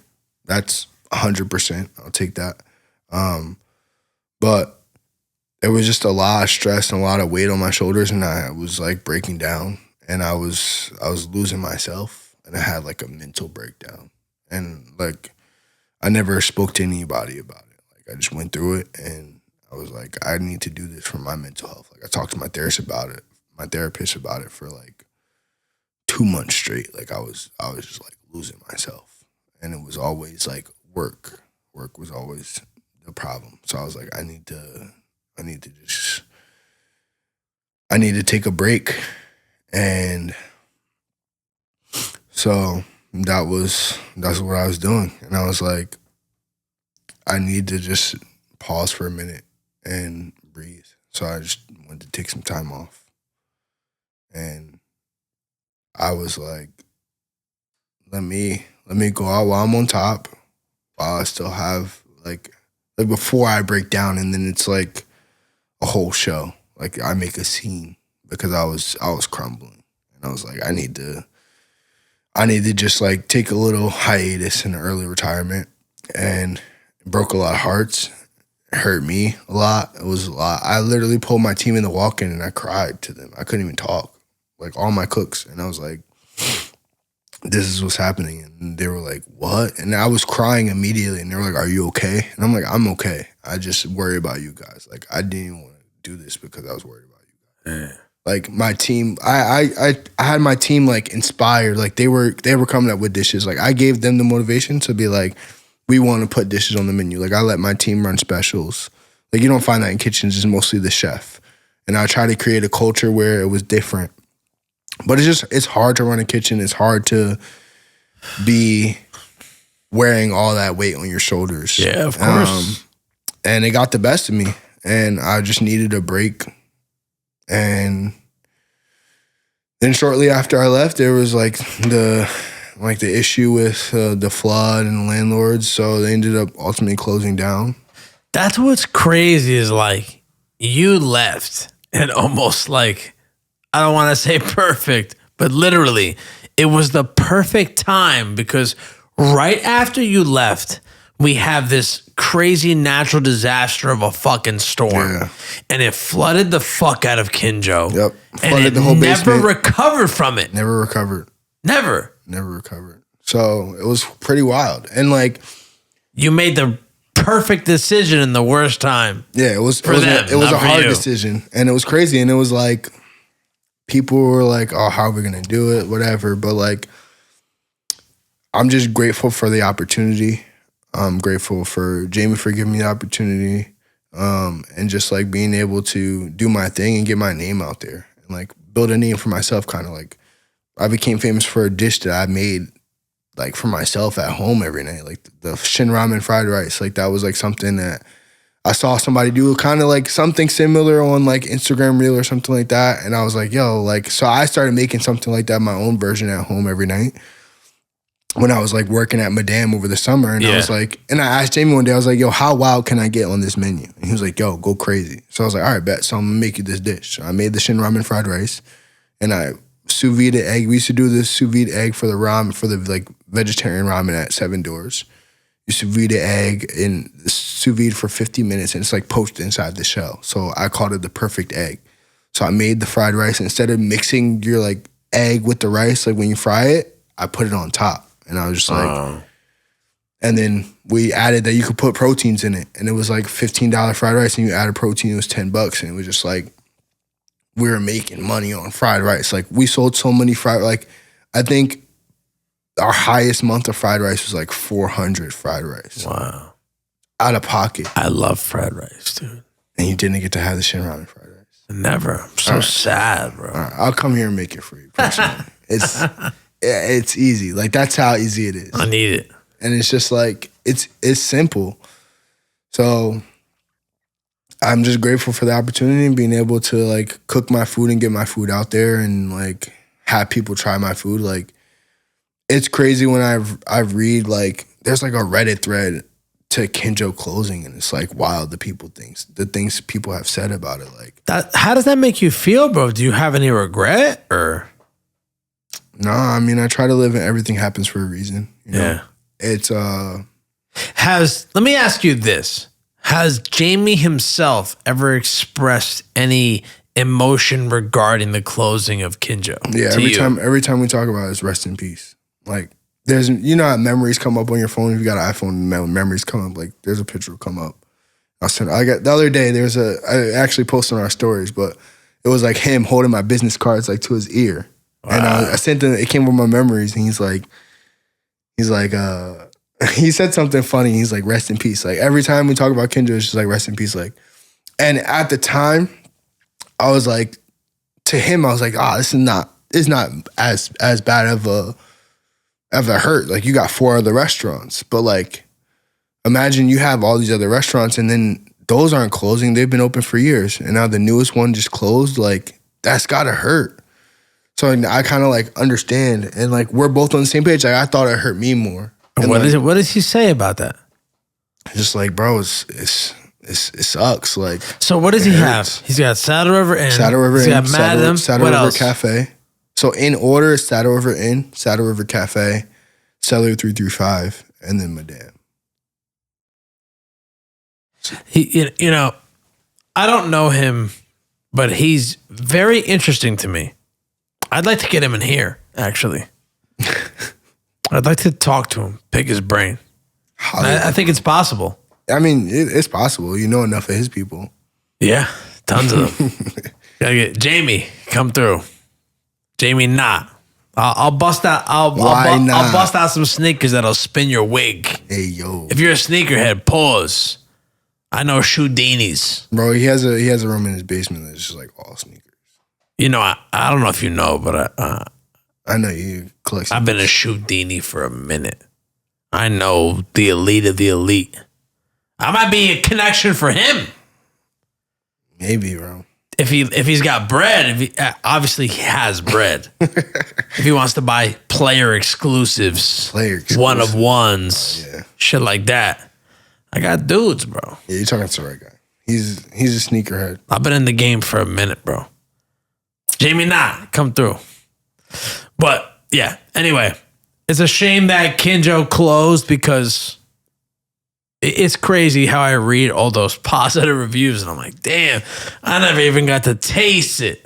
You know what I mean? Yeah. I never got to fucking There's a few people like that. They're like, yo, like, what the fuck? I'm like, sorry. Yeah. Like, that was my baby. I wish. Yeah. Well, listen, you got to worry about yourself, what you're feeling. Yeah. And you, at the time, you weren't into it. So now what's interesting is after that happens, you start your own thing. Yeah. I took a little time off. I went down to Miami. Alma Matters Industries. Yeah. And then you have a side thing off of that, which is Alma Izakaya. Yeah. So, to my understanding, Alma Mater Industries is your consultant bag. And then... Yeah, kind of. It's like kind of all wrapped in one. So, my LLC is like a general LLC where I can kind of do anything I want under it. So, the goal was... So, the way that came to be is like back in the day when we were food running at Pick and Prince, me and my boy, we came up with it. Because we were just like always inspired. We started cooking. We were into tattoos. We were into art. Like one of our boys did graffiti. So we were just like in the mix, and we wanted to open up like boutique and like restaurant, like kind of cafe and boutique. So where you could like, we were into fashion. So we were like, you could buy and sell clothes, and like it was a coffee shop, and we'd do like small plates and shit. And we called our group like like the whole ASAP era was going on. So we were kind of like, we're Alma. Alma means soul in Spanish, or like your spirit. So we were like, it's a play on your alma mater. Like your alma mater is where you're from, and like Alma matters, like your soul matters. Like your soul. So it's a play like where you're from and like your soul matters. So like that's what it was. And it was just like something we would tag up. Like it was like, and we had this vision for the future. And like time passed, like all of us kind of separated. And so I was like, yo, I gotta do this. Like it's been talked about for years. Like, let me do this. So like right before we opened Kinjo, I had actually bought my LLC. I bought the Alma Matters Industries LLC. Because I was like, this is gonna be a general blanket, and I'm gonna do multiple things under it. Like I don't wanna just do this food. I wanna maybe open a coffee shop one day. Yeah. And like do this, or maybe like different things. I wanted to be able to do multiple things. So after I left Kinjo, I took a little time off, and then I went and did some consulting down in Miami. I opened up a spot in Wynwood. I did the menu, set up back house operations. Saucy Buddha, if you're in Miami. It's like a nightclub, restaurant. Saucy Buddha? Saucy Buddha. So I did like the menu there and like created it. And that's like Asian inspired and everything like that. So I went down to Miami for a couple weeks and I came back and I was like, I don't have a job. Let me start doing my own thing. I had my LLC.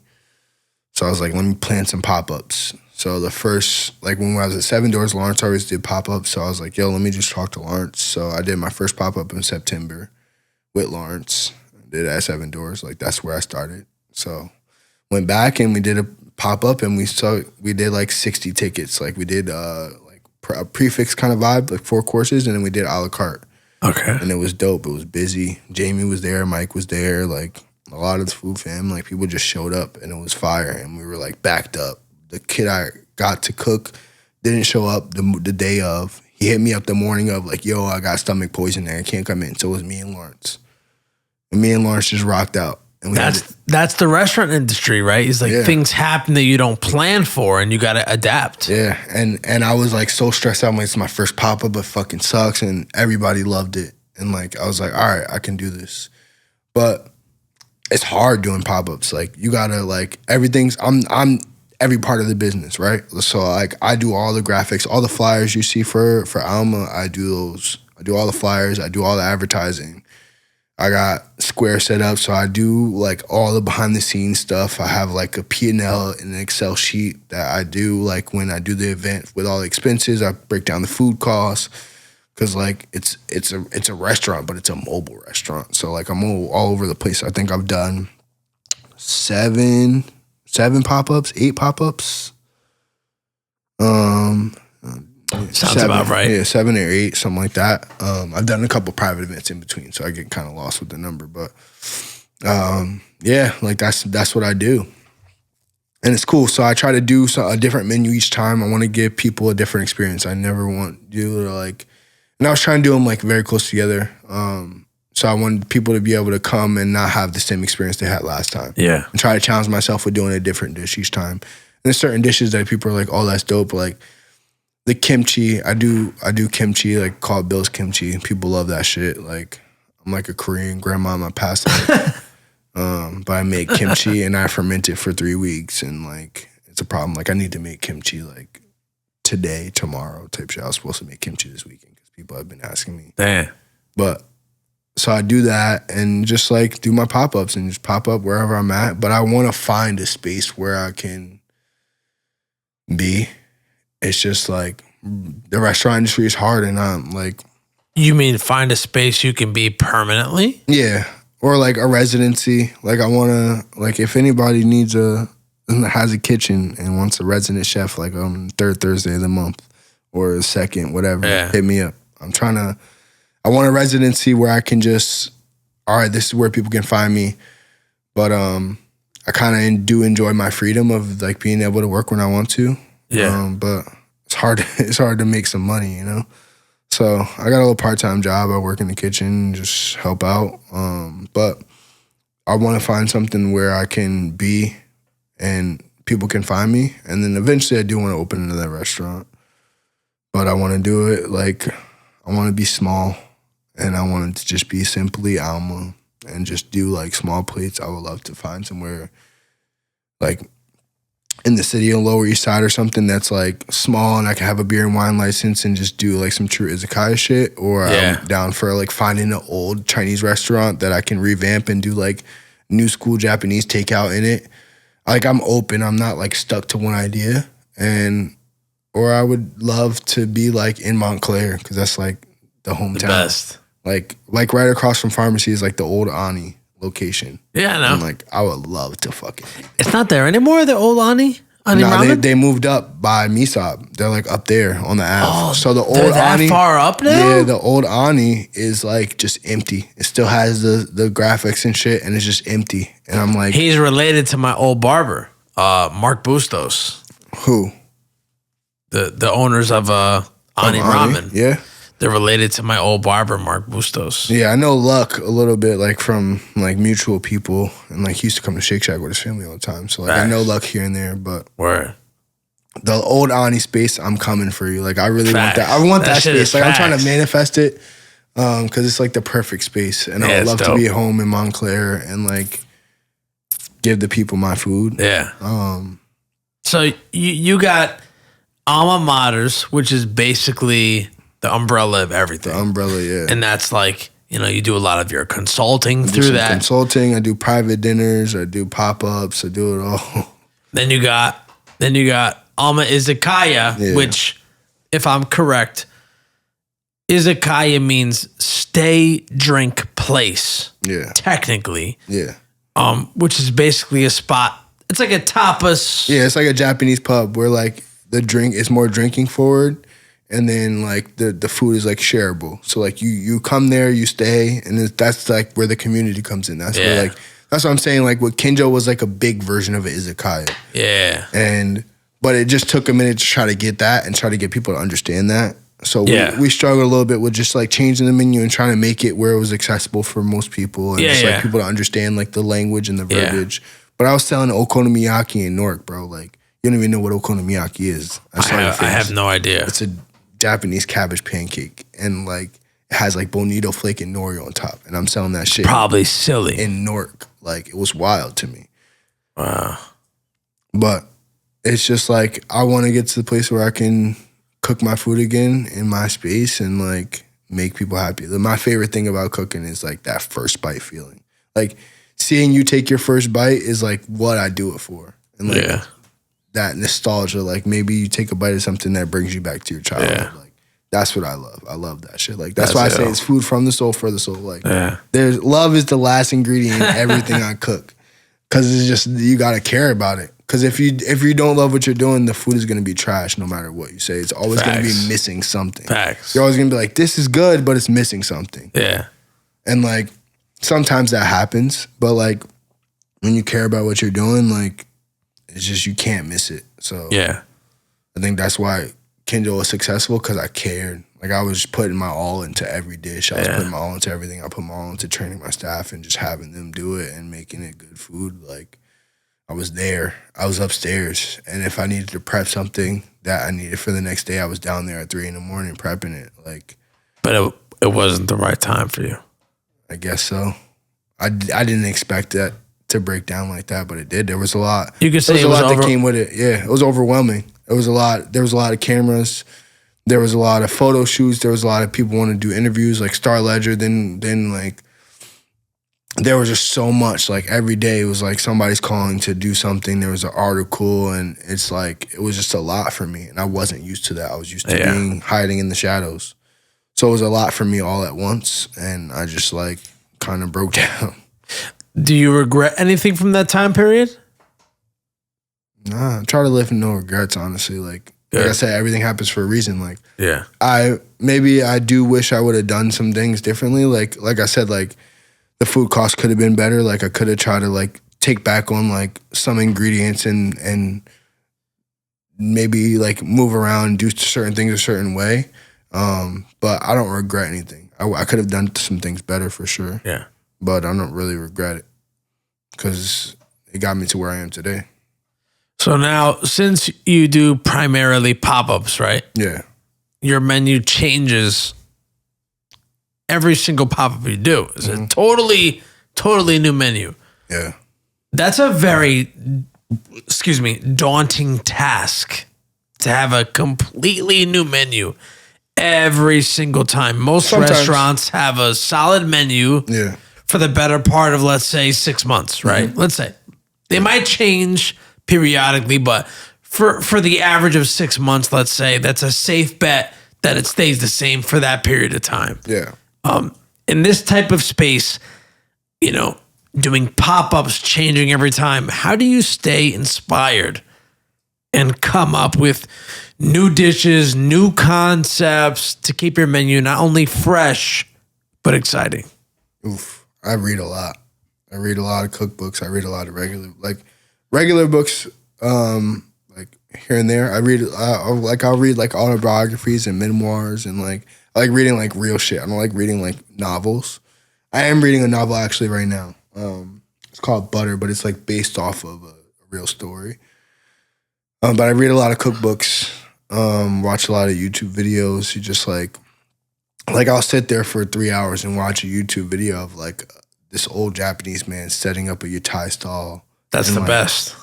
Like seeing like the different things that he's making in there, like just different. Like I'll just get inspired from anywhere. Different cookbooks, different cuisines, different chefs on Instagram. Like I'm always just like every day and trying to get 1% better every day. Like that's the goal, to get 1% better every day.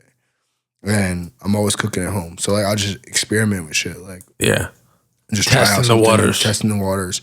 And I like fucking flipping shit on his head and being whimsical and funny. Like the other day I made you that dish, or the dish that was on the pop-up menu was like it was kind of like a play on steak Diane and steak frites. Like, those are two old school dishes, but like old school. I kind of blended them and fucked it up. Yeah. Like, I did sauce Diane, but I added peppercorns to it, so it was like it added this crazy another layer.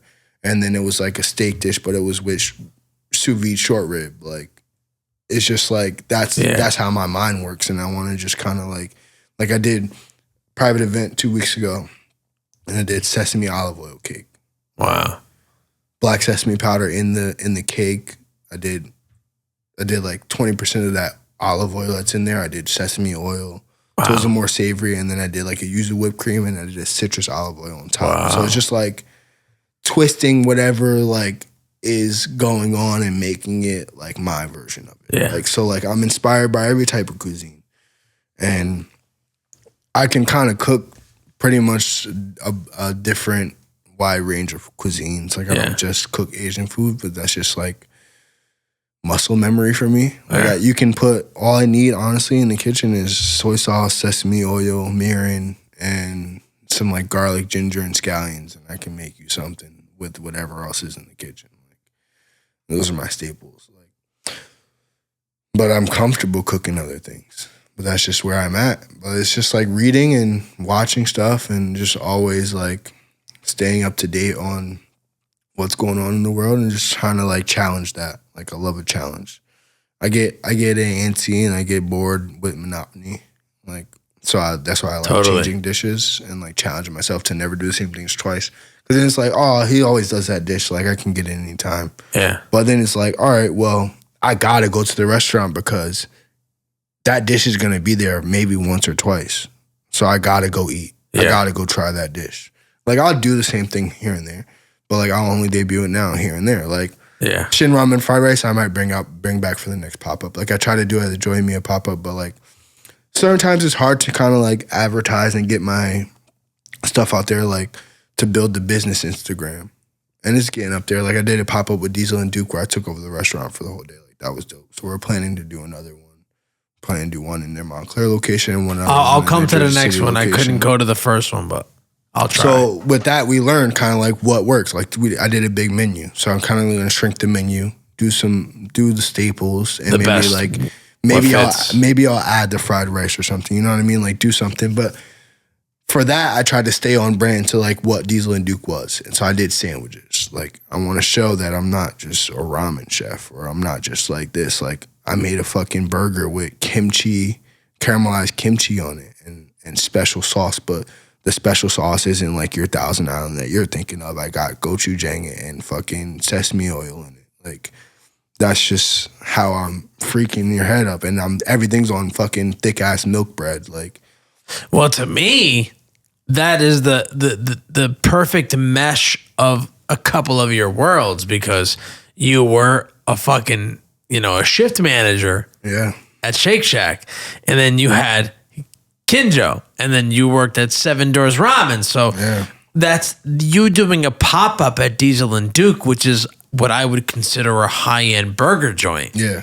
You're combining the worlds of your Asian influence with the burger joint. Yeah. And you're combining it into one thing. So it's almost your bread and butter. Yeah. And it's wild. So like that was one of the like fun, like that was a crazy day. Cause like that was like one of the first a la carte pop-ups I did. Like normally I sell tickets. So I was doing like 4 courses for $75. You buy tickets in advance. Yeah. And that was like your reservation and you show up and whatever. So that's kind of like you cover your food costs beforehand and then you break down how much you made, because then we're doing a la carte, so we make a little extra money the day of, and then break down the expenses, and like whoever I'm doing the pop up, we split it, and it's like after expenses, all right, we split the money, and then so this one is like, all right, I'm putting all the money up front, and I'm like scared the night before. I'm like, yo, how much do I prep? Yeah, I don't know how many people are gonna show up. I thought nobody. I was like terrified. I couldn't sleep the night before. I'm like, nobody's gonna show up. I'm sure.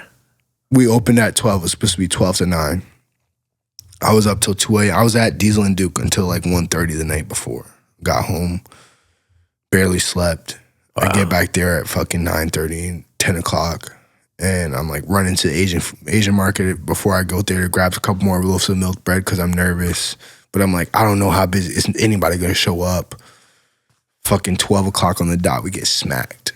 And I'm like, yo, what the fuck? Like, I'm not even ready. I haven't even made it. Like, I haven't made any of this. I made this food one time for the promo shoot. Like, cause all this shit, all the dishes I do come out of my head. Some of them I test 1 or 2 times. Some of them I don't get to test until the night before the pop-up. Like, so it's all on the spot, almost. Off the hip.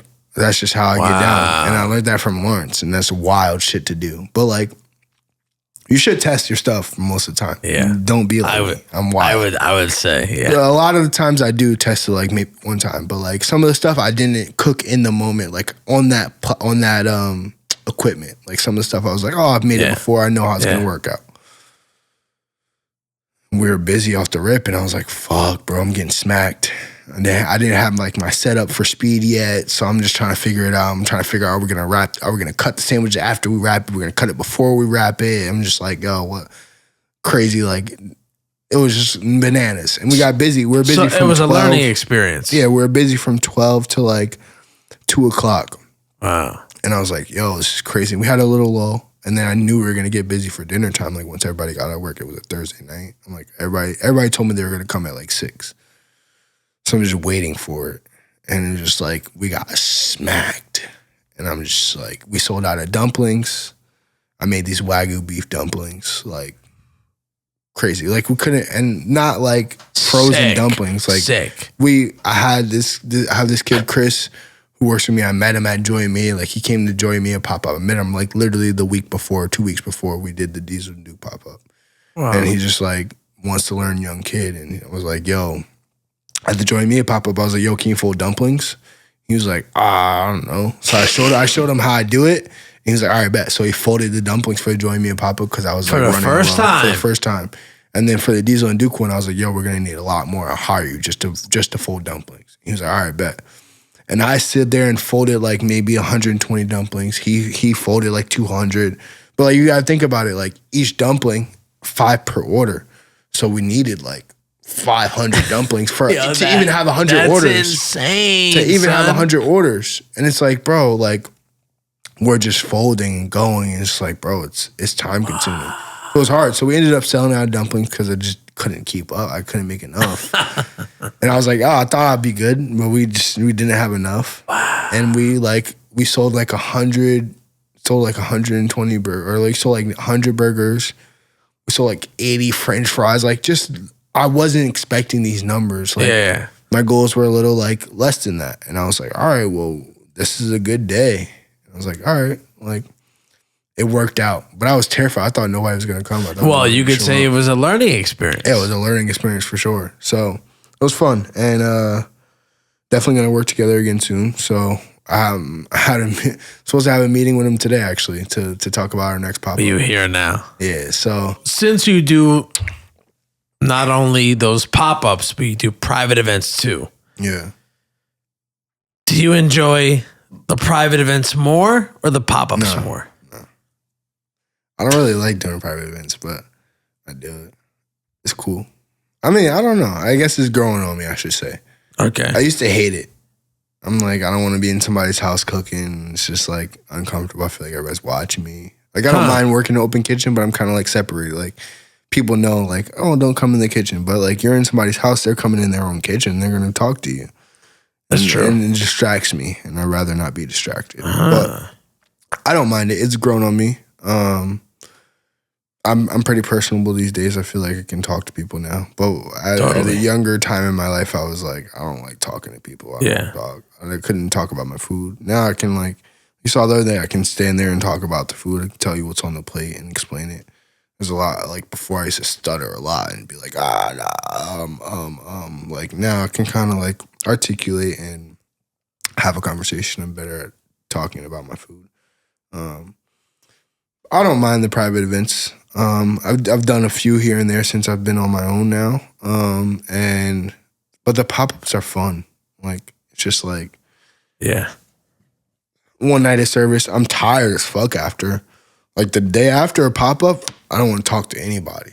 So I'm sorry if I never answer your calls the day after a pop-up, but I don't. Like, I need to be like cut off from the world, and I just want to be on my couch with a pint of Ben and Jerry's and like. Ooh, I love those. Maybe some Chinese food. Like I don't want to cook. What's your go-to Ben and Jerry's? Oof. All right, top tier, Cherry Garcia. Really? Cherry Garcia? Cherry Garcia. But I love a half-baked milk and cookies. Half-baked is bananas. Milk and cookies is bananas. Like those are go-tos, but Cherry Garcia is the favorite. Overall, Cherry Garcia. Okay. I just had some fire one. I had a tiramisu. It was like the one that's like topped. It was tiramisu and it had like fucking like nuggets of ladyfingers soaked. It was crazy. Tiramisu one was fire, and I had a Boston cream. It was like, bro, wild. I was like, yo, those are the two best ones I've had recently. But like go-to always can be half-baked. Cherry Garcia is hard to find sometimes. So like go-tos are half-baked and milk and cookies. Flames. I've always been a chocolate chip cookie dough kid. Like that was always my shit. Yeah. Let me ask you this. Go ahead. Are there any particular ingredients that you get the most passionate about cooking with?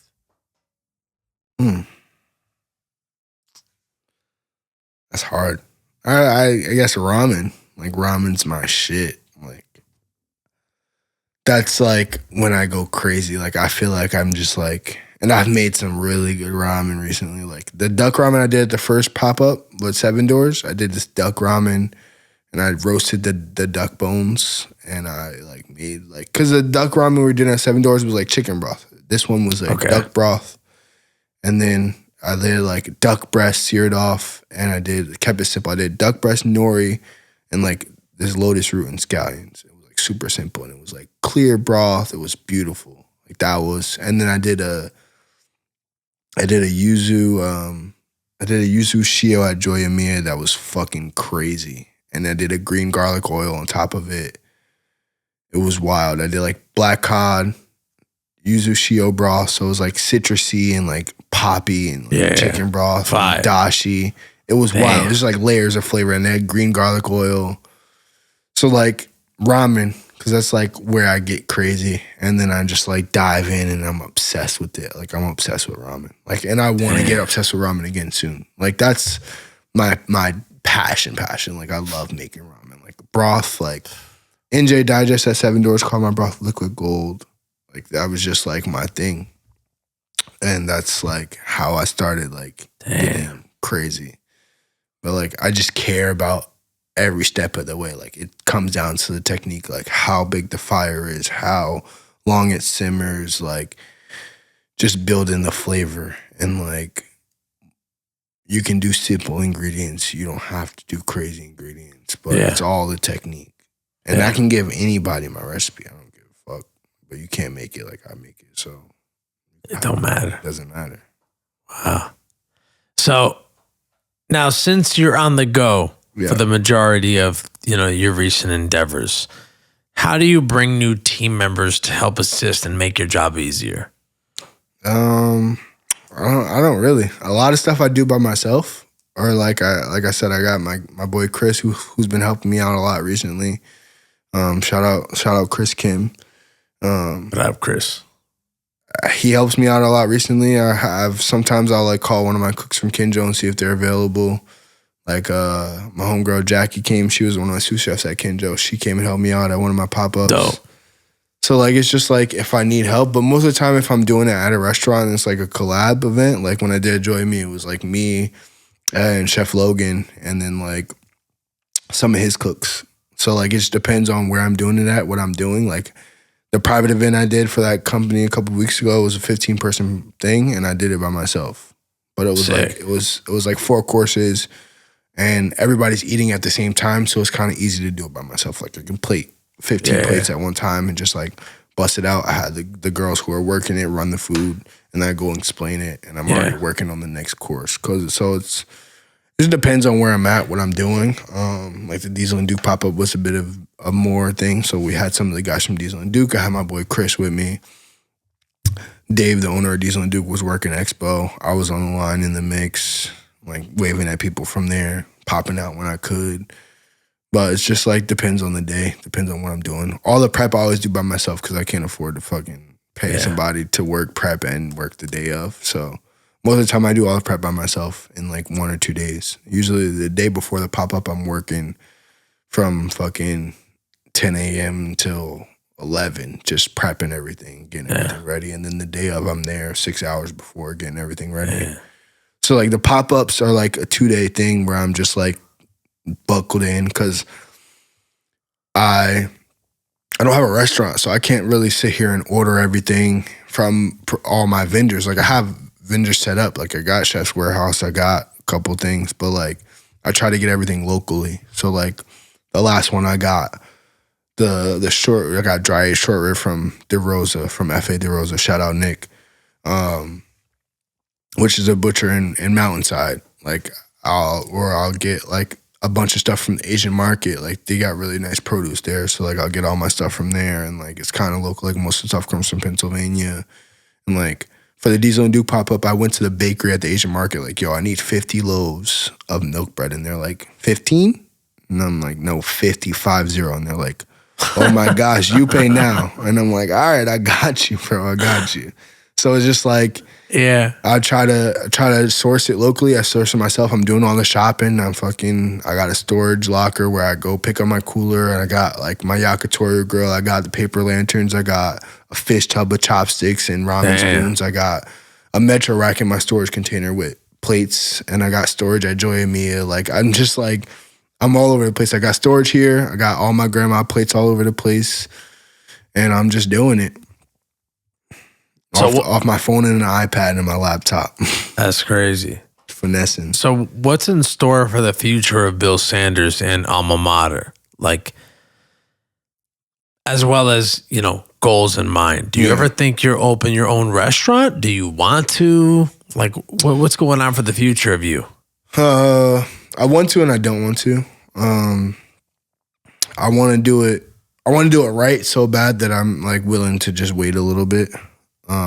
But like I said, like I want that old Ani space.